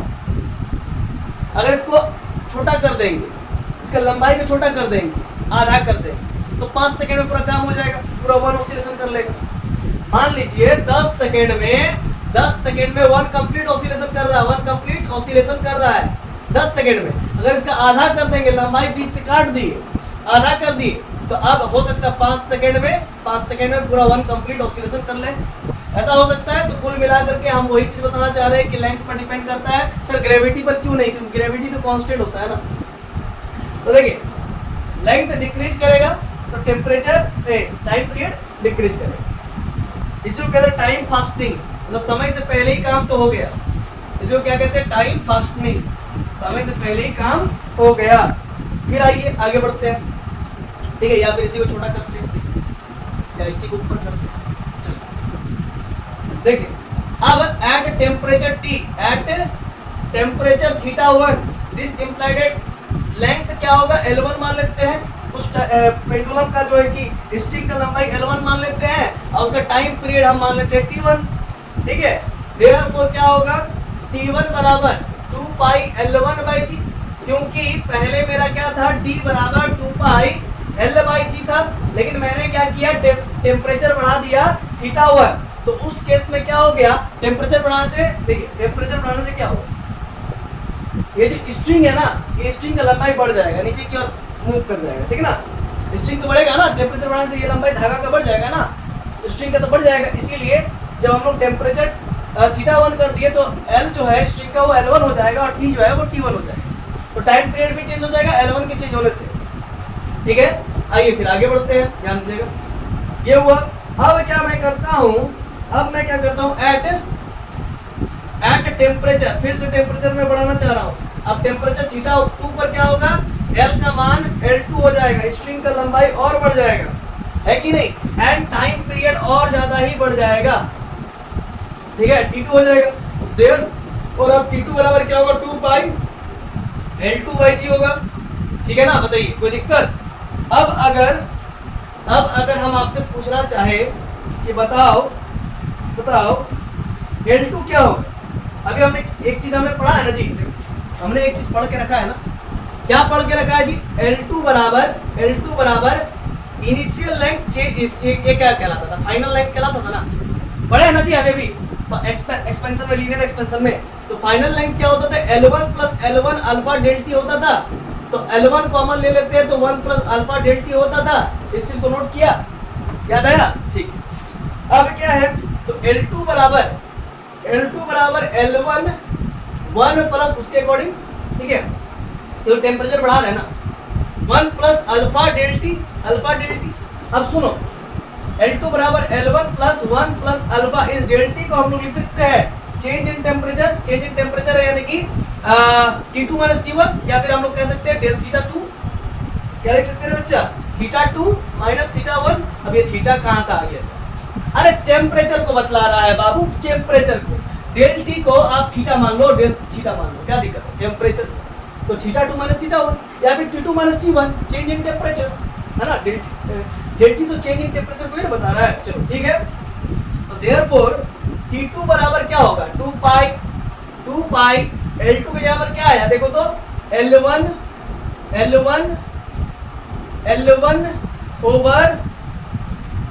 Over 1 plus alpha theta 2 minus theta 1, है ना, थीटा 2 माइनस थीटा 1, और नीचे क्या हो गया, जी हो गया। ठीक है ना, क्लियर है इतना, बोलो क्लियर है इतना। चलो ठीक है, फिर आगे बढ़ते हैं। चलो देखो, तो T2 बराबर हो गया 2 पाई, ये रूट अंडर L1 निकाल दो और G निकाल दो, अंदर बचेगा क्या 1 प्लस, बोलो 1 प्लस अल्फा, है ना, थीटा 2 माइनस थीटा 1। जी सर, ठीक है सर। अब देखिए T2 का मान कितना हो जाएगा, ये L1 बाई जी है, याद करो L1 बाई जी क्या होता है, देखो तो 2 पाई L1 बाई जी क्या होता है, T1 होता है, तो यहाँ पर लिख देंगे सिंपल T1, तो आओ लिख देते हैं T1, और इस पूरे को हम लोग T1 लिख दी। जी सर, ठीक है। अब यहाँ पर लिखेंगे 1 प्लस अल्फा, और ये थीटा 2 माइनस थीटा 1 को क्या लिख सकते हैं, इस थीटा 2 माइनस थीटा 1 को change in temperature del theta से लिख सकते हैं, और रूट का मतलब क्या होता है, हाफ। ठीक है ना, और अल्फा का मान मैंने बार बार आपको बताया था कि बहुत स्मॉल होता है, 10 to the power -5, 10 to the power -2 ऐसा ही कुछ मिलता है हमेशा, तो ये इसका मान हमेशा छोटा होता है। जब छोटा होता है तो हम कहते हैं आपको कि 1 प्लस एक्स के मान अगर n है तो 1 प्लस nx कर लीजिए, तो यहाँ पर क्या होगा T2 बराबर T1 1 प्लस nx, n बोले तो 1/2 अल्फा डेल थीटा हो जाएगा, 1/2 बाहर निकल जाएगा, नीचे आ जाएगा। ठीक है, इतना क्लियर है, क्योंकि मेरा अल्फा बहुत स्मॉल है, कारण भी लिख लीजिएगा, since alpha very small, very small, very small, लिख लिए होंगे। चलिए, बहुत अच्छी बात। अब हम लोग आगे थोड़ा सा और मूव करते हैं, देखिएगा, ध्यान दीजिएगा, ये जो चीज आया है हम लोग, ये हमारा फाइनल टाइम पीरियड आया, ये फाइनल टाइम पीरियड है ना, जब हम लोग स्ट्रिंग को हीट करते हैं, उसके टेम्परेचर में चेंजेस लाते हैं, तो ये मेरा फाइनल टाइम पीरियड आता है। तो हम इसको क्या लिख सकते हैं, T2 equals to T1 plus T1/2 alpha del theta लिख सकता हूँ। इसको मैं T2 माइनस T1 करूंगा तो ये T1/2 अल्फा डेल थीटा आएगा। ऐसी T2 माइनस T1 को मैं कह सकता हूँ del T, change in time period. ये क्या हो गया, चेंज इन टाइम पीरियड हो गया। T1/2 मतलब इसको हम लिख सकते हैं अल्फा/2 डेल थीटा इनटू T1। ये मेरा इनिशियल टाइम पीरियड होगा और ये मेरा चेंज इन टाइम पीरियड, मतलब इनिशियल टाइम पीरियड कुछ ना कुछ हो रहा होगा, दिया जाएगा, ये आपको क्वेश्चन में गिवन रहेगा T1 और डेल थीटा भी गिवन रहेगा, अल्फा का मान भी गिवन रहेगा, आपको चेंज इन टाइम पीरियड निकल जाएगा। बहुत ही सिंपल है। आइए इसी चीज को हम लोग लिख लेते हैं कि क्या क्या नाम से हम इन चीजों को जानते हैं, इन सभी चीजों को हम लोग बारी बारी से लिख लेंगे, ठीक है ना। देखिए एक और मैं कर लेता हूँ, डेल टी बराबर T1/2 अल्फा डेल थीटा, ठीक है। सबको बढ़िया से घेर लेते हैं और सबका नाम बताते हैं, सबका नामकरण करते हैं। चलो आइए सबका नामकरण करें। देखिए सबसे पहले हम इस पर बात करना चाहेंगे डेल T/T1। अच्छा डेल T/T1 नहीं लिखे, अच्छा लिख लेते हैं।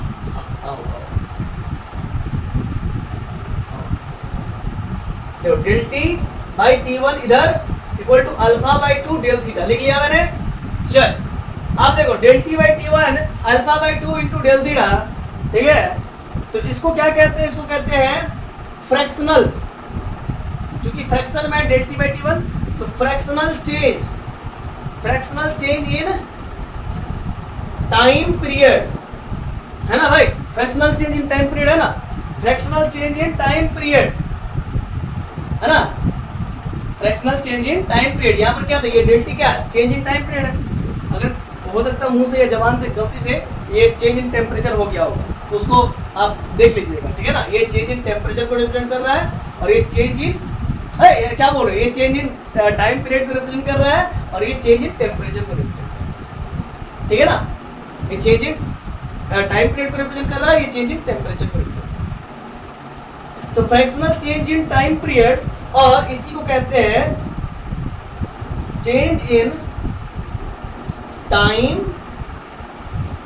पीरियड पर सेकेंड, है ना, पर सेकेंड में देखिए, पर सेकेंड में आप कितना टाइम पीरियड में बदलाव आते हुए देख रहे हैं, वो चीज ये रिप्रेजेंट करता है, ठीक है ना। मतलब आप कह सकते हैं कि ये जो चीज है, ये जो चीज है आपका, ये चीज अभी आया, ये पर सेकेंड में कितना टाइम पीरियड बतला रहा है, उस चीज को रिप्रेजेंट करता है, कितना टाइम पीरियड है वही चीज को बता रहा है, ठीक है। या इसी को एक और नाम से जानते हैं, ये तो हो गया, एक और लिख देता हूं मैं आपके लिए, डेल टी बराबर क्या होगा, T1/2 अल्फा डेल थीटा होगा ना, ये T1 उधर चल गया, T1/2 हो गया अल्फा डेल थीटा। इसको क्या कहते हैं, चेंज इन टाइम पीरियड, क्या कहते हैं, change in time period, change in time. I hope आप लोग लिख लिए होंगे, बहुत अच्छी बात है, अगर लिख लिए होंगे तो बहुत अच्छी बात है।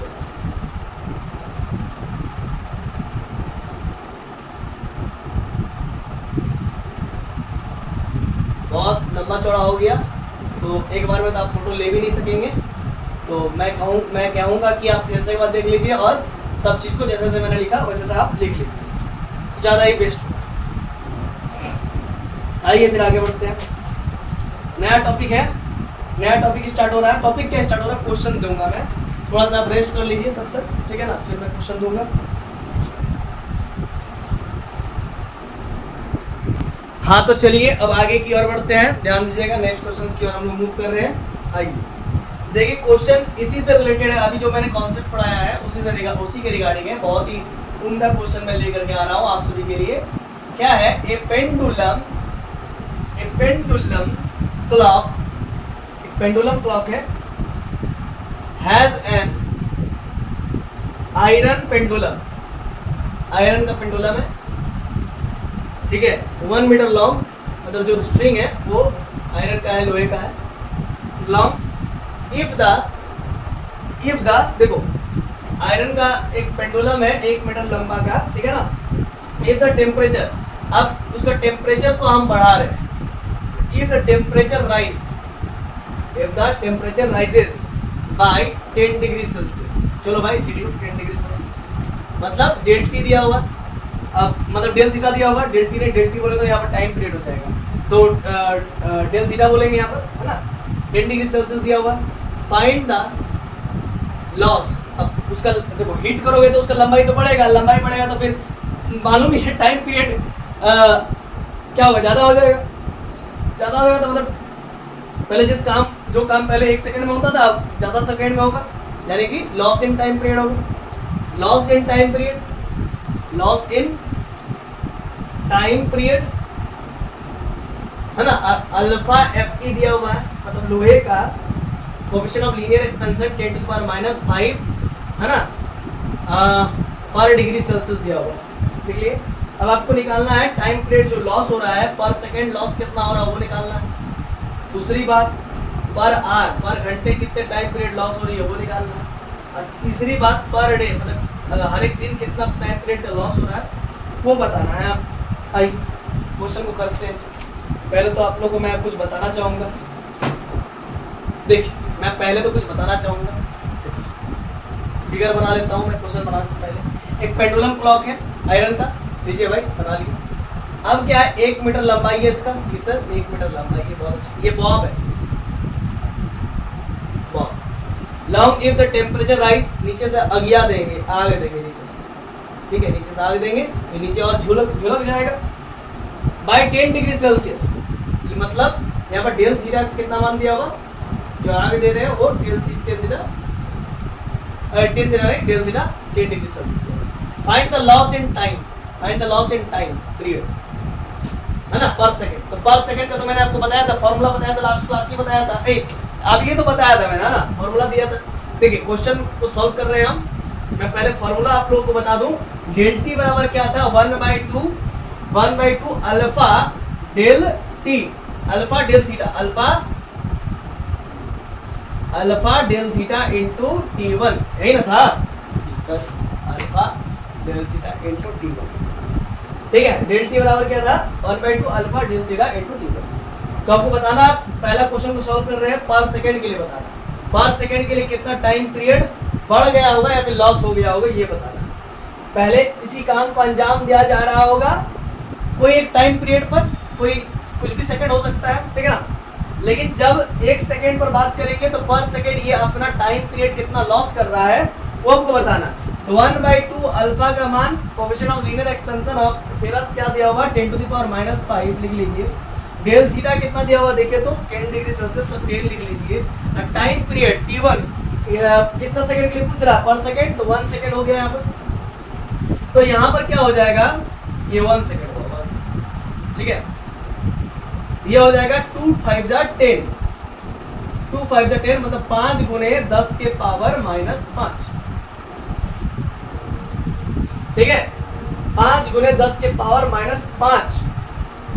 कॉन्सेप्ट क्लियर है? इतना बताइए, इतना टाइम पीरियड का लॉस हो रहा है, इतने टाइम पीरियड का लॉस हो रहा है, इतना सेकंड का लॉस हो रहा है डेढ़ पर सेकंड। और ये जो कि बहुत ही ज्यादा नेग्लिजिबल, इतना टाइम पीरियड का लॉस हो रहा है, 5 × 10 के पावर -5 सेकंड का लॉस हो रहा है, तो बहुत नेग्लिजिबल है। अब इसमें हम लोग इतना फोकस नहीं करेंगे क्योंकि फिजिक्स में हम लोग छोटे चीजों को फोकस नहीं करते, लेकिन यही अगर बड़ा बन जाए तो फिर फोकस करना पड़ेगा, है ना, अनिवार्यता हो जाएगी। तो आइए देखते हैं पर आर में क्या चेंजेस आएगा। ये तो वो पहला नंबर क्वेश्चन बन गया। आइए दूसरा नंबर पर आर के लिए पूछा तो वही करेंगे, डेल टी बराबर, है ना, 1/2। अरे सिंपल सी बात है, एक सेकंड में इतना टाइम का लॉस हो रहा है, एक सेकंड में इतना टाइम का लॉस हो रहा है, एक सेकंड में इतना टाइम का लॉस हो रहा है, तो पर आर कितना टाइम का लॉस होगा सर? अरे प्रोसेस ही कर ले, प्रोसेस ही कर लेना यार, चल प्रोसेस कर ले। 1/2 alpha del theta into t1 है, शॉर्टकट तो मैं कर ही सकता हूँ लेकिन आप लोगों को फिर दिक्कत हो जाएगा। अल्फा का मान 10⁻⁵ है, डेल थीटा 10 है, हाँ सर। t1 कितना होगा? अरे एक घंटे के लिए पूछ रहा था, एक घंटे में कितने मिनट? 60 मिनट, और एक मिनट में 60 सेकंड, तो चीजों को तो सेकंड में ही तो कन्वर्ट करना पड़ेगा, यही तो बात है। ये होगा 1/2 इंटू 10 टू द पावर, देखो तो 10 के पावर -5, और ये +1 कितना हो जाएगा? -4 हो जाएगा, -5 + -4, और ये 6 × 36 इंटू 10 के पावर 2, है ना, 300 होगा, तो 10 का 2 कर दिया, 2 18 जा 36, ठीक है, 2 18 जा 36 1। अब क्या करेंगे? 18 गुने 10 के पावर -2, -4 + 2 -2, तो ये क्या होगा? ये क्या होगा भाई? -2 है तो पीछे से पॉइंट लगता है तो 0.18, -2 है, 0.18 सेकंड का लॉस होगा एक घंटे में 0.18 सेकंड का लॉस हो जाएगा, 0.18 सेकंड का लॉस हो जाएगा। अब आइए अब आगे बढ़ते हैं, तीसरा नंबर क्वेश्चन सॉल्व करते हैं। तीसरा नंबर पे देखिए बहुत बड़ा ड्रास्टिक चेंज आएगा, बहुत बड़ा ही चेंज आएगा, देखिएगा क्या पर डे के लिए पूछा तीसरा नंबर क्वेश्चन में। तो सबसे पहले फॉर्मूला लिख लेते हैं, आइए, डेल टी बराबर 1/2 alpha del theta into t1, तो 1/2 अल्फा का मान तो 10 टू द पावर ही होगा 5, वो तो बदलेगा नहीं। डेल थीटा 10 दिया हुआ है, और यहाँ पर बात की गई है एक दिन के लिए, तो एक दिन में कितना सेकंड होता है? एक दिन में 24 घंटा होता है, और एक घंटा में 60 सेकंड होता है, और एक दिन में 24 घंटा होता है, ठीक है ना, और एक घंटा में 60 मिनट होता है, और एक मिनट में 60 सेकंड होता है। तो कुल मिला के जब आपस में मल्टीप्लाई कीजिएगा तो आएगा 86,400 सेकेंड्स, ठीक है, ठीक है, ठीक है, ठीक है। चलिए क्या आएगा? 86,400 सेकेंड आएगा, ठीक है ना। अब ध्यान दीजिए, अब ये 10 टू द पावर -5 और +1 कितना हो गया? -4, और यहाँ पर कुछ कटेगा, देखो 2 1 जा 2, और ये होगा 2 4 जा 8, 2 3 जा 6, 2 दूनी 4, 00, ठीक है, 00 होगा ना, और इधर हो गया 4 3 2 00, जी सर, ठीक है। और 10 टू पावर -5 और +1 मिलकर के कितना हो गया? -4, और 432 इंटू 10 टू द पावर यहाँ पर 2 लिख सकते हैं, और यहाँ का -4 लिख सकते हैं, तो होगा 432 इंटू 10 टू द पावर -2, और अब क्या होगा? 432, देखो -2 है तो इधर पीछे से लगा देंगे 2 पॉइंट इसका, तो 4.32 सेकंड का लॉसेज होगा। देखिए अब फर्क बुझा रहा है, एक दिन में तो मेरा एक सेकंड, मेरा अगर आपका एक सेकंड लॉस हो जाए तब वो कुछ नहीं बुझाता है। 2 सेकंड लॉस हो जाए तो कुछ नहीं बुझाता है, 3 सेकंड भी लॉस हो जाए तो कुछ नहीं बुझाता, 4 सेकंड भी लॉस हो जाए कुछ नहीं बुझाता। और इधर तो और भी कुछ नहीं बुझाता होगा, इधर तो और भी कुछ नहीं बुझाता होगा। 0.18 सेकंड का लॉस हो रहा था तो भी कुछ नहीं बुझा रहा होगा। और इसके बाद पहला नंबर में 5 × 10 के पावर -5 सेकंड का लॉस हो रहा था, ये भी कुछ नहीं बुझा रहा था। ठीक है ना, कुछ नहीं, ये तो कुछ नहीं मानेंगे। जब आप 4 सेकंड को ही कुछ नहीं मानते हैं, 5 सेकंड को भी कुछ नहीं मानते हैं, क्योंकि आप तो हमेशा सोते रहते हैं, आप तो हमेशा समय का दुरुपयोग करते हैं। अरे 10 मिनट के बाद पढ़ेंगे, अरे 20 मिनट के बाद पढ़ेंगे, तो फिर तो ऐसे ही जो कि हीट मिलते रहेगा, पेंडुलम कर वो अपना टाइम पीरियड बढ़ाते रहेगा। ऐसे ही आपका जिंदगी है, सिमिलर है ना। तो आपने समय का कीमत पहचानी है। ये 4 सेकेंड भी बहुत महत्व रखता है। अगर 1 साल के लिए बात की जाए, बहुत महत्व रखता है 4 सेकेंड भी। 4 सेकेंड को मल्टीप्लाई कर दीजिए 1 साल के लिए। 1 साल में कई दिन होता है, कई दिन होता है, 365 दिन होता है। करके देखो तो कितना कितना कितना चेंजेस आएगा। 365 गुने 4, 5 चौक 20 का 2, 6 चौक 24 और 2 26 का 2 चौथिया 12 13 14 13 14। सही किए, गड़बड़ा दिए। हाँ ठीक है, 1460 सेकंड का 1460 सेकंड मैंने नहीं रहता है। सेकंड को मिनट देखिए, 1 मिनट बराबर 60 सेकंड होता है ना है। तो 1 सेकंड में कितना मिनट होगा? 1/60। तो 1460 को 60 से डिवाइड कर दीजिए। 2 3 6 0, 2 7 14, 2 3 6 0 है ना। फिर ये 2 15 जा, 2 3 6, 2 6 12, 2 5 10, 3 5 15, 3 1 3, 3 2 6। अरे रे नहीं कटेगा रे। 5 3 के 15, 5 3 के 15, 5 7 35, अब 35, 5 3 15 73। तो अब 3 है 73 डिवाइड 3 2 6 और 3 4 12। 3 से 2 के तक 1 0 के तक 24 मिनट। 24 मिनट 1 घंटा। 1 साल में आप 1 घंटा बर्बाद कर देंगे अगर ऐसे ही इसके तरह अपने टाइम को खोते रहेंगे, लॉस करते रहेंगे। समझ रहे ना। इसीलिए मैटर करता है भाई, टाइम का कीमत समझो, टाइम का कीमत पहचानो। बड़ा दिक्कत होता है। मैंने अप्रोक्स लेकर के ही बात किया है, ठीक है ना। कैलकुलेशन थोड़ा बहुत इधर उधर हो सकता है, लेकिन इधर तो सही है। उधर आपका जो भविष्य के बारे में बात कर रहे थे, ये ऐसा ऐसा आप कर रहे हो तो ऐसा ऐसा होगा। अभी भी समझ जाओ बाबू, समय है, हमें तो समझने का मौका नहीं मिलेगा। ठीक है, तो ये आपका हुआ क्वेश्चन नंबर, ये क्वेश्चन पेंडुलम वाला क्वेश्चन पूरा कंफर्म करवा दिए। अब नया टॉपिक स्टार्ट हो रहा है, बाई मेटालिक स्ट्रिप। पहले इतना आप उतार लीजिए, फिर मैं बाई मेटालिक स्ट्रिप स्टार्ट करूँगा। चलिए, तो अब बाई मेटालिक स्ट्रिप स्टार्ट करते हैं। देखिए question number topic number 2, by metallic strip. देखिए यहाँ पर एक बात समझिएगा, बाई मेटालिक स्ट्रिप क्या होता है। ये पहला स्ट्रिप हुआ, ये दूसरा स्ट्रिप, ठीक है। इसका कुछ ना कुछ लेंथ होगा, इसका कुछ ना कुछ लेंथ होगा। लेंथ से यहाँ पर हमको कोई मतलब नहीं, यहाँ पर अल्फा से मतलब है। इसका coefficient of linear expansion alpha 1 है, इसका coefficient of linear expansion alpha 2 है, ठीक है ना। अब इसको 2 पार्ट में हम लोग डिवाइड करेंगे, ठीक है, पहला पार्ट और दूसरा पार्ट। तो पहला पार्ट को भी आप लोग देखेंगे और दूसरा पार्ट को भी आप लोग देखेंगे। बहुत अच्छे से चीजों को समझेंगे, मजा आएगा। इसका अल्फा 1 है, इसका अल्फा 2 है, इसका अल्फा 1 है, इसका अल्फा 2, ठीक है। और यहाँ पर एक बात को समझिएगा, alpha 2 is greater than alpha 1 है, इसीलिए ऐसा हुआ।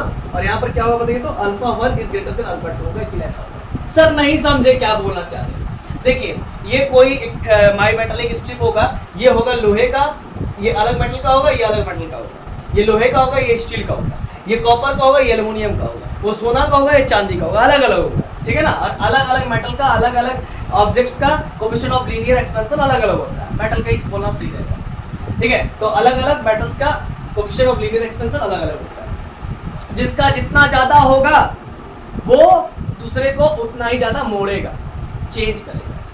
देखिए यहाँ पर अल्फा 2 ज्यादा है, आप देख सकते हो अल्फा 2 बहुत ज्यादा, इसीलिए वो अल्फा 1 को दबा दिया है, उसको मोड़ दिया है ना। यहाँ पर अल्फा 1 का मान ज्यादा है इसीलिए वो अल्फा 2 को मोड़ दिया। तो ऐसा ही होता है। क्या होता है जानते हैं, थोड़ा सा आपको फील करवाते हैं, इसको समझने से पहले आप फील कीजिए। देखिए क्या होता है, क्या होता है समझिएगा।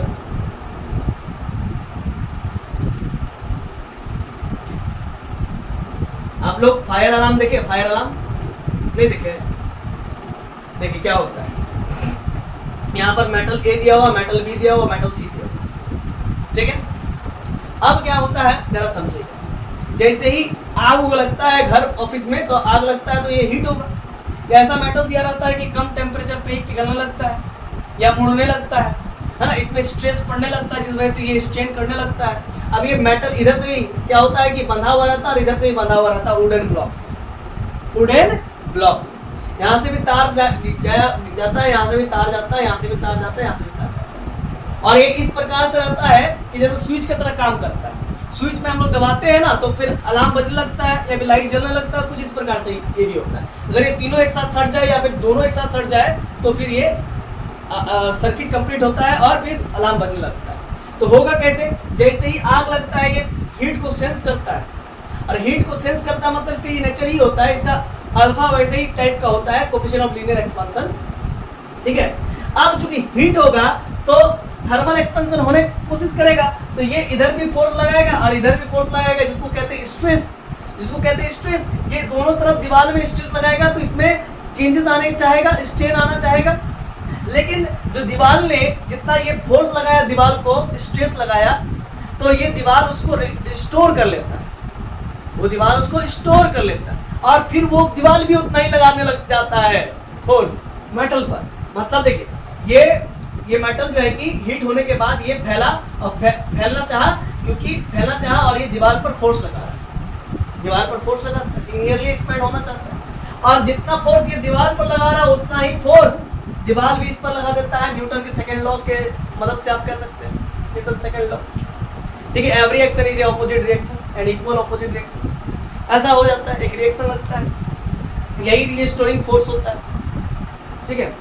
अब इसकी वजह से ये अपने आप को चेंजेस लाना चाहता है लेकिन कर नहीं पाता बेचारा। स्ट्रेस तो लगा रहा है लेकिन स्ट्रेन नहीं हो रहा है, स्ट्रेस तो लगा रहा है लेकिन स्ट्रेन नहीं हो रहा है। तो उस केस में क्या होता है,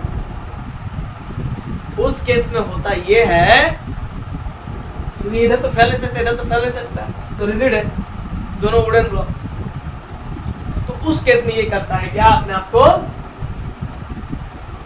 फिर से कोशिश करता है, नीचे से हीट लगता है, हीट बढ़, आग जितना जल्दी जल्दी बढ़ेगा वो ये उतना ज्यादा हीट होगा।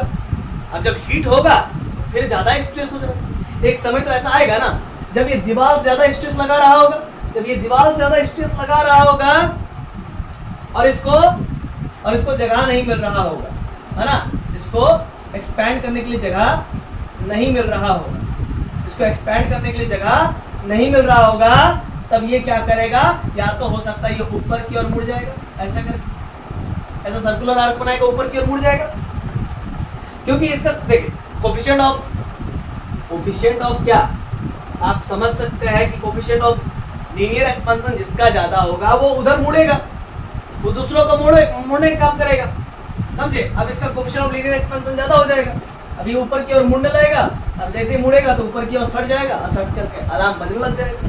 या फिर हो सकता है ये नीचे की ओर ही मुड़ जाए, है ना, या फिर हो सकता है ये नीचे वाला मेटल पहले मुड़ जाए, ऐसा हो जाए, या हो सकता है ऊपर वाला मेटल पहले मुड़ जाए, जिसका कोफिशिएंट ऑफ लीनियर एक्सपेंशन ज्यादा होगा वो मुड़ जाएगा। और देखिए फिजिक्स ने कितना अच्छा शानदार एग्जांपल है कोफिशिएंट ऑफ लीनियर एक्सपेंशन का, है ना, बायमेटालिक स्ट्रिप का, जिसने जो है कि लाखों करोड़ों आदमियों का जान बचा दिया। कैसे जान बचा लेगा सर, आग लगेगा तो ये बुताएगा थोड़ी, अरे ना रे बाबा। मान लो तुम रात को 12 बजे सो रहा है या 1 बजे सो रहा है भोर रात्रि को, और घर में आग लग गया, तो सोते हो तुम देखेगा कि आग लगा हुआ है, आए नहीं देखेगा।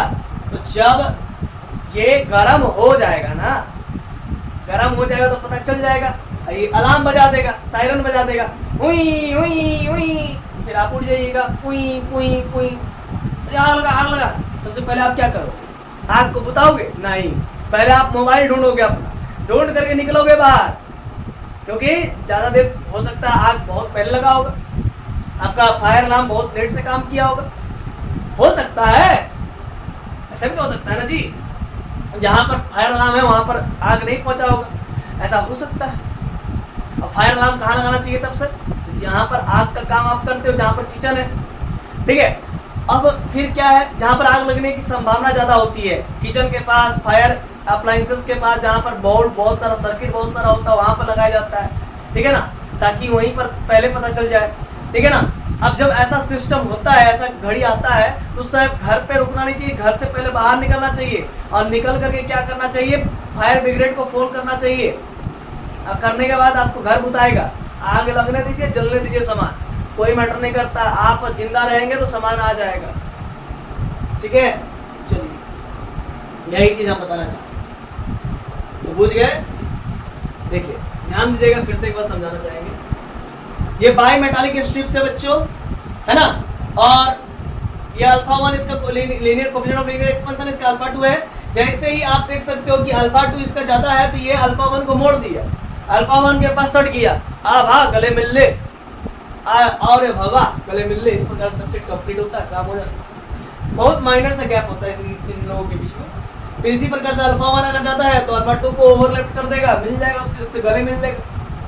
क्या होता है भाई भाई में, आप ये चीज होते हुए देखे होंगे, गले मिलन वगैरह होते हुए देखे होंगे। कब होता है, कब होता है बताइए तो? जब बचपन में तो सभी को सही रहता है, छोटा भाई बड़ा भाई घूमने गया, बड़ा भाई ने छोटे भाई को कुछ खिला दिया, चॉकलेट बिस्कुट, तो छोटा भाई बड़ा भाई को गले मिल लेता है। ऐसा क्यों? क्योंकि बड़े भाई ने छोटे भाई का कोएफिशिएंट ऑफ लीनियर एक्सपेंशन बढ़ा दिया, और छोटे भाई ने बड़े भाई को ओवरलैप कर दिया, या फिर बड़े भाई ने छोटे भाई को ओवरलैप कर दिया। छोटा भाई बड़े भाई को, ऐसा हो सकता है कि पैर छू ले, आशीर्वाद दो भैया हम जा रहे हैं एग्जाम देने के लिए, तो कोएफिशिएंट ऑफ लीनियर एक्सपेंशन मतलब पिघल जाएगा, बड़ा भाई कोएफिशिएंट ऑफ लीनियर एक्सपेंशन उसका बढ़ जाएगा, तो गले मिल जाएगा, ओवरलैप कर देंगे। समझ पा रहे हो ना? ऐसा ही होता है। तो बाई मेटालिक स्ट्रिप में ये बातें हुई। आइए कुछ इस पे हम लोग चीजें लिख लेते हैं। आइए, the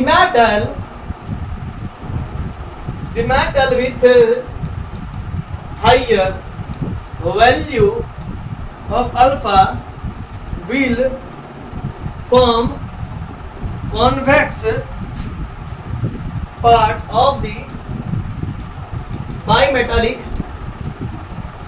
bimetallic strip after expansion। ठीक है, देख मैंने क्या कहा, मैंने कहा कि metal with higher value of alpha, जिसका अल्फा ज्यादा होगा, जिसका कोएफिशिएंट ऑफ लीनियर एक्सपेंशन ज्यादा होगा, वही क्या करेगा, वही विल फॉर्म कॉन्वेक्स, वो कॉन्वेक्स होगा। कॉन्वेक्स और एक कॉनकेव होता है। देखिए ये कॉनकेव है, ये कॉनकेव है, अंदर की ओर घुसा हुआ, और ये कॉन्वेक्स है, ये बाहर की ओर निकला हुआ, ये बाहर की ओर निकला हुआ।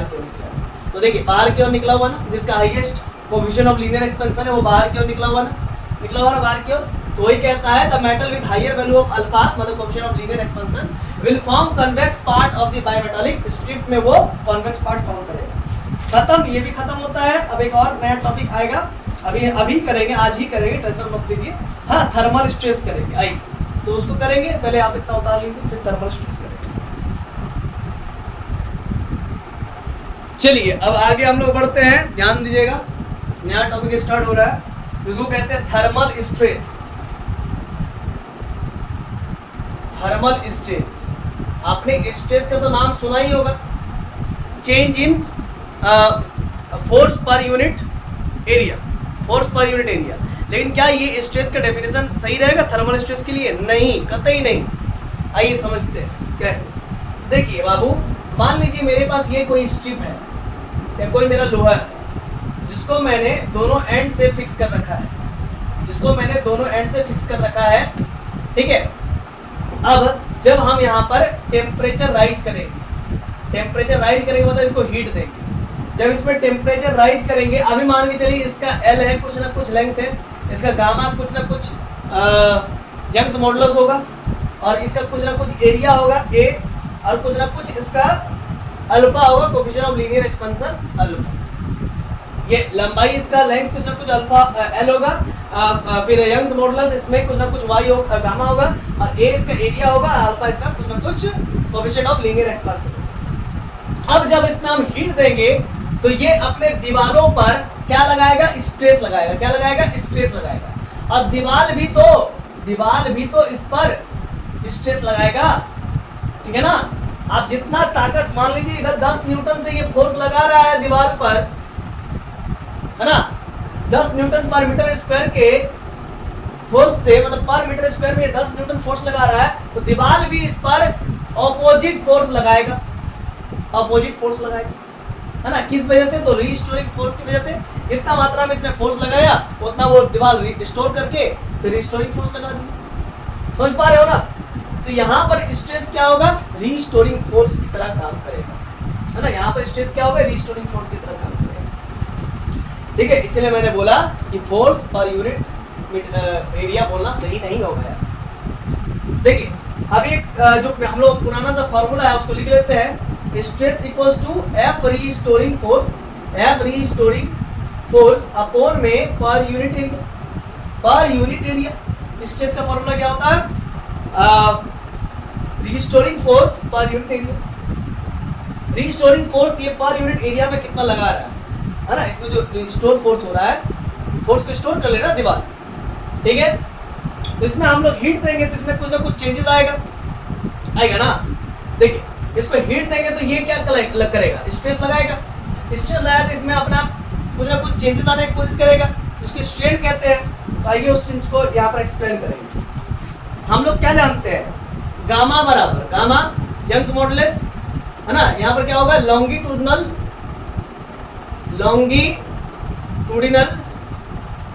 Stress upon longitudinal strain. क्योंकि हम लोग बहुत अच्छे से जानते हैं Young's modulus stress by strain होता है। तो Young's modulus force, restoring force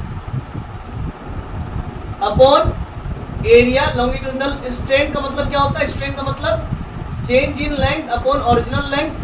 तो ये आपका हो जाएगा force upon area into L by del L, ठीक है सर।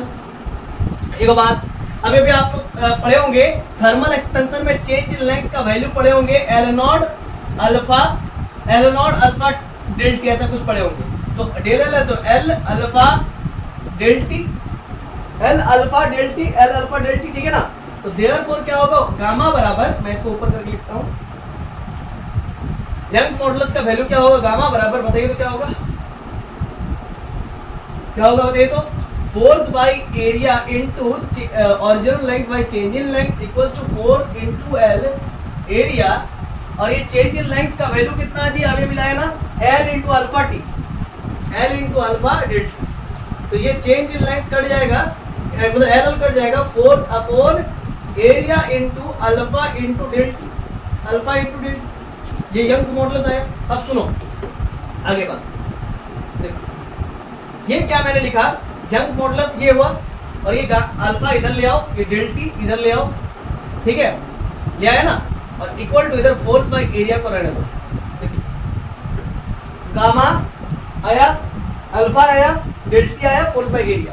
इसी को कहते हैं हम लोग थर्मल स्ट्रेस। क्या कहते हैं, थर्मल स्ट्रेस, समझे। इसीलिए मैंने बोला था ना कि आप स्ट्रेस का फॉर्मूला, अच्छा बात है, आप फोर्स बाय एरिया जानते हो, लेकिन यहाँ पर कुछ अलग होने वाला है। थर्मल स्ट्रेस में गामा आएगा। गामा क्या है, यंग्स मॉडुलस है। अल्फा क्या है, गामा मतलब स्ट्रेस बाय स्ट्रेन, और ये alpha coefficient of linear expansion, और ये del T change in temperature. इस प्रकार से थर्मल आप स्ट्रेस निकाल सकते हो, ठीक है ना। क्लियर है। चलो अब एक क्वेश्चन करेंगे, ध्यान दीजिएगा, पहले इसको आप उतार लो।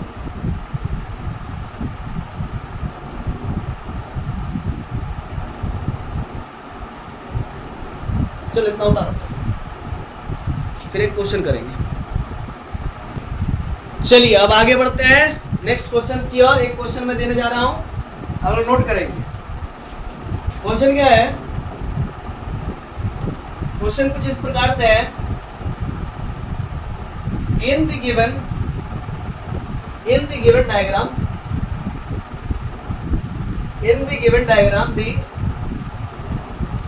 rod attached with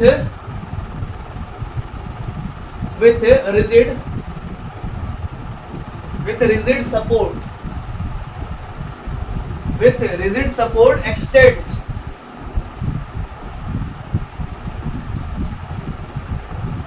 find the change in temperature. Find the change in temperature so that length of rod won't change due to elasticity. देखो भाई क्या कहता है, इन द गिवन रॉड, चलो रॉड को बना लेता हूं मैं, ये बॉब लगा हुआ है या कोई मास, चलो ठीक है,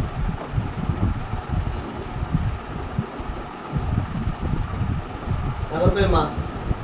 तो in the given diagram the rod attached, ये रॉड है, the rod attached with rigid support क्या हुआ है ना, x tends, the rod attached with rigid support, आप एम को ही मान सकते हो, ठीक है ना।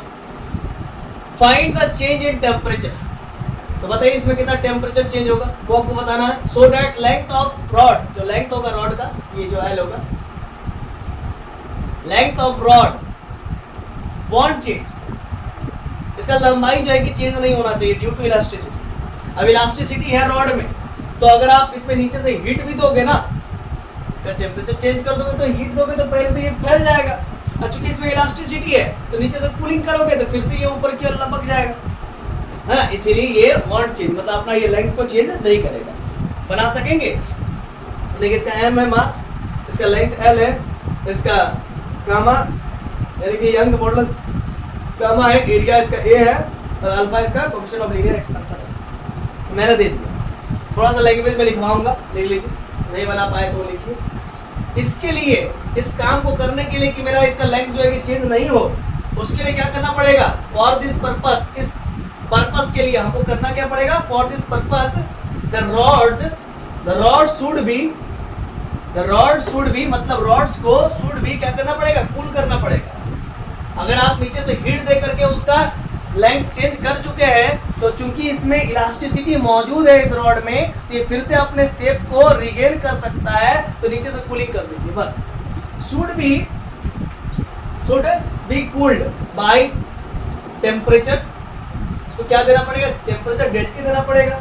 इसका मतलब कुल मिलाकर हम कह सकते हैं कि अगर राइज करोगे टेम्परेचर को, राइज इन टेम्परेचर रिजल्ट क्या देगा, लेंथ ड्यू टू इलास्टिसिटी। देखिए इलास्टिसिटी के कारण अगर टेम्परेचर राइज किए हो तो भाई इलास्टिसिटी के कारण तो ये लंबाई अपना बढ़ाएगा, ठीक है। अब इलास्टिसिटी ही के कारण अगर आप इसका टेम्परेचर कम कर दो, मतलब कूल कर दो, है ना, टेम्परेचर डिक्रीज कर दो, यानी कि कूल कर दो, टेम्परेचर डिक्रीज कर दोगे तो क्या होगा, length due to cooling, length बढ़ जाएगा, लेंथ घट जाएगा। मैंने क्या बोला, इलास्टिसिटी के कारण क्या है, लेंथ बढ़ गया, अच्छी बात है ना, लेंथ इंक्रीज कर गया, बहुत अच्छी बात है। लेकिन इसी इलास्टिसिटी के कारण फिर अपने शेप को ये चेंज कर सकता है, लेकिन अगर कूलिंग करोगे तभी ना, कूलिंग करोगे तो लेंथ को कम कर लेगा। अब जैसे ही हीट करोगे तो ये लेंथ बढ़ जाएगा, नीचे की ओर बढ़ जाएगा, हीट करोगे, ठीक है, हीट करोगे तो लेंथ बढ़ जाएगा।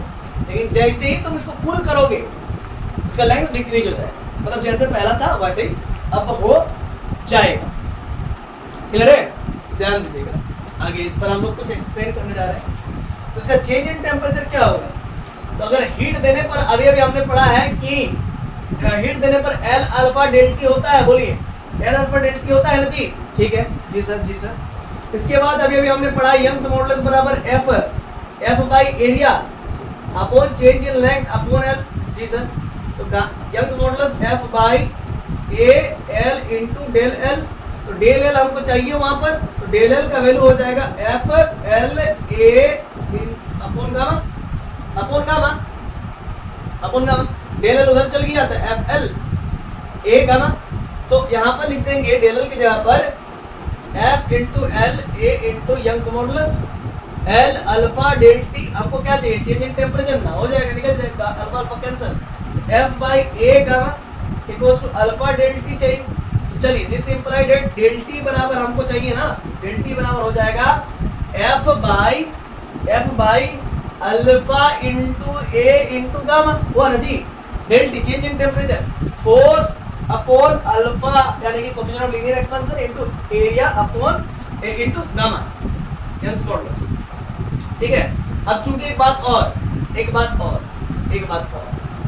अब चूंकि एक बात और, चूंकि इसमें एक कुछ ना कुछ एक्सटेंशन बना हुआ, कुछ ना कुछ पत्थर या कुछ ना कुछ मास बना हुआ है, तो उसकी वजह से भी नीचे आ सकता है। तो उस पर क्या लगेगा, फोर्स लगेगा एम इंटू जी, मास इंटू ग्रेविटी लगेगा ना जी। तो ये हो जाएगा, टेम्परेचर में जो चेंज होगा वो किस पर डिपेंड करेगा, फोर्स पर, है ना, नीचे में जो लग रहा है gravitational force, mass into gravity का। यहाँ पर होगा m इंटू जी और साथ में अल्फा यानी कोएफिशिएंट ऑफ लीनियर एक्सपेंशन, है ना। ये जितना ज्यादा ये होगा कोएफिशिएंट ऑफ लीनियर एक्सपेंशन, उतना ही ज्यादा टेम्परेचर कम होगा। आप ऐसा समझ सकते हो, सिंपल सी बात, ठीक है। या फिर इसको बढ़ा दिया जाए, अल्फा को बढ़ा दिया जाए तो टेम्परेचर कम जाएगा, ठीक है। ये सब बातें हैं, लेकिन ये बहुत ही कम होता है, जो कि चेंज नहीं होता। ऐसा नहीं कि नहीं चेंज होता है, लेकिन बहुत कम चेंज होता है। एरिया बढ़ा दोगे, गामा बढ़ा दोगे, एरिया जितना ज्यादा बढ़ाओगे, एरिया बढ़ाने से क्या होगा, ये कम होगा, मतलब टेम्परेचर उतना ही कम लगेगा। यंग्स मॉडुलस जितना ज्यादा रहेगा, टेम्परेचर उतना कम देना पड़ेगा। लेकिन यही बात है कि mg जितना ज्यादा लगेगा, ठीक है, टेम्परेचर भी उतना ज्यादा लगेगा। यहाँ पर कम का बात नहीं, जितना ज्यादा नीचे की ओर खींचेगा उतना ज्यादा टेम्परेचर लगेगा, डायरेक्टली प्रोपोर्शनल है।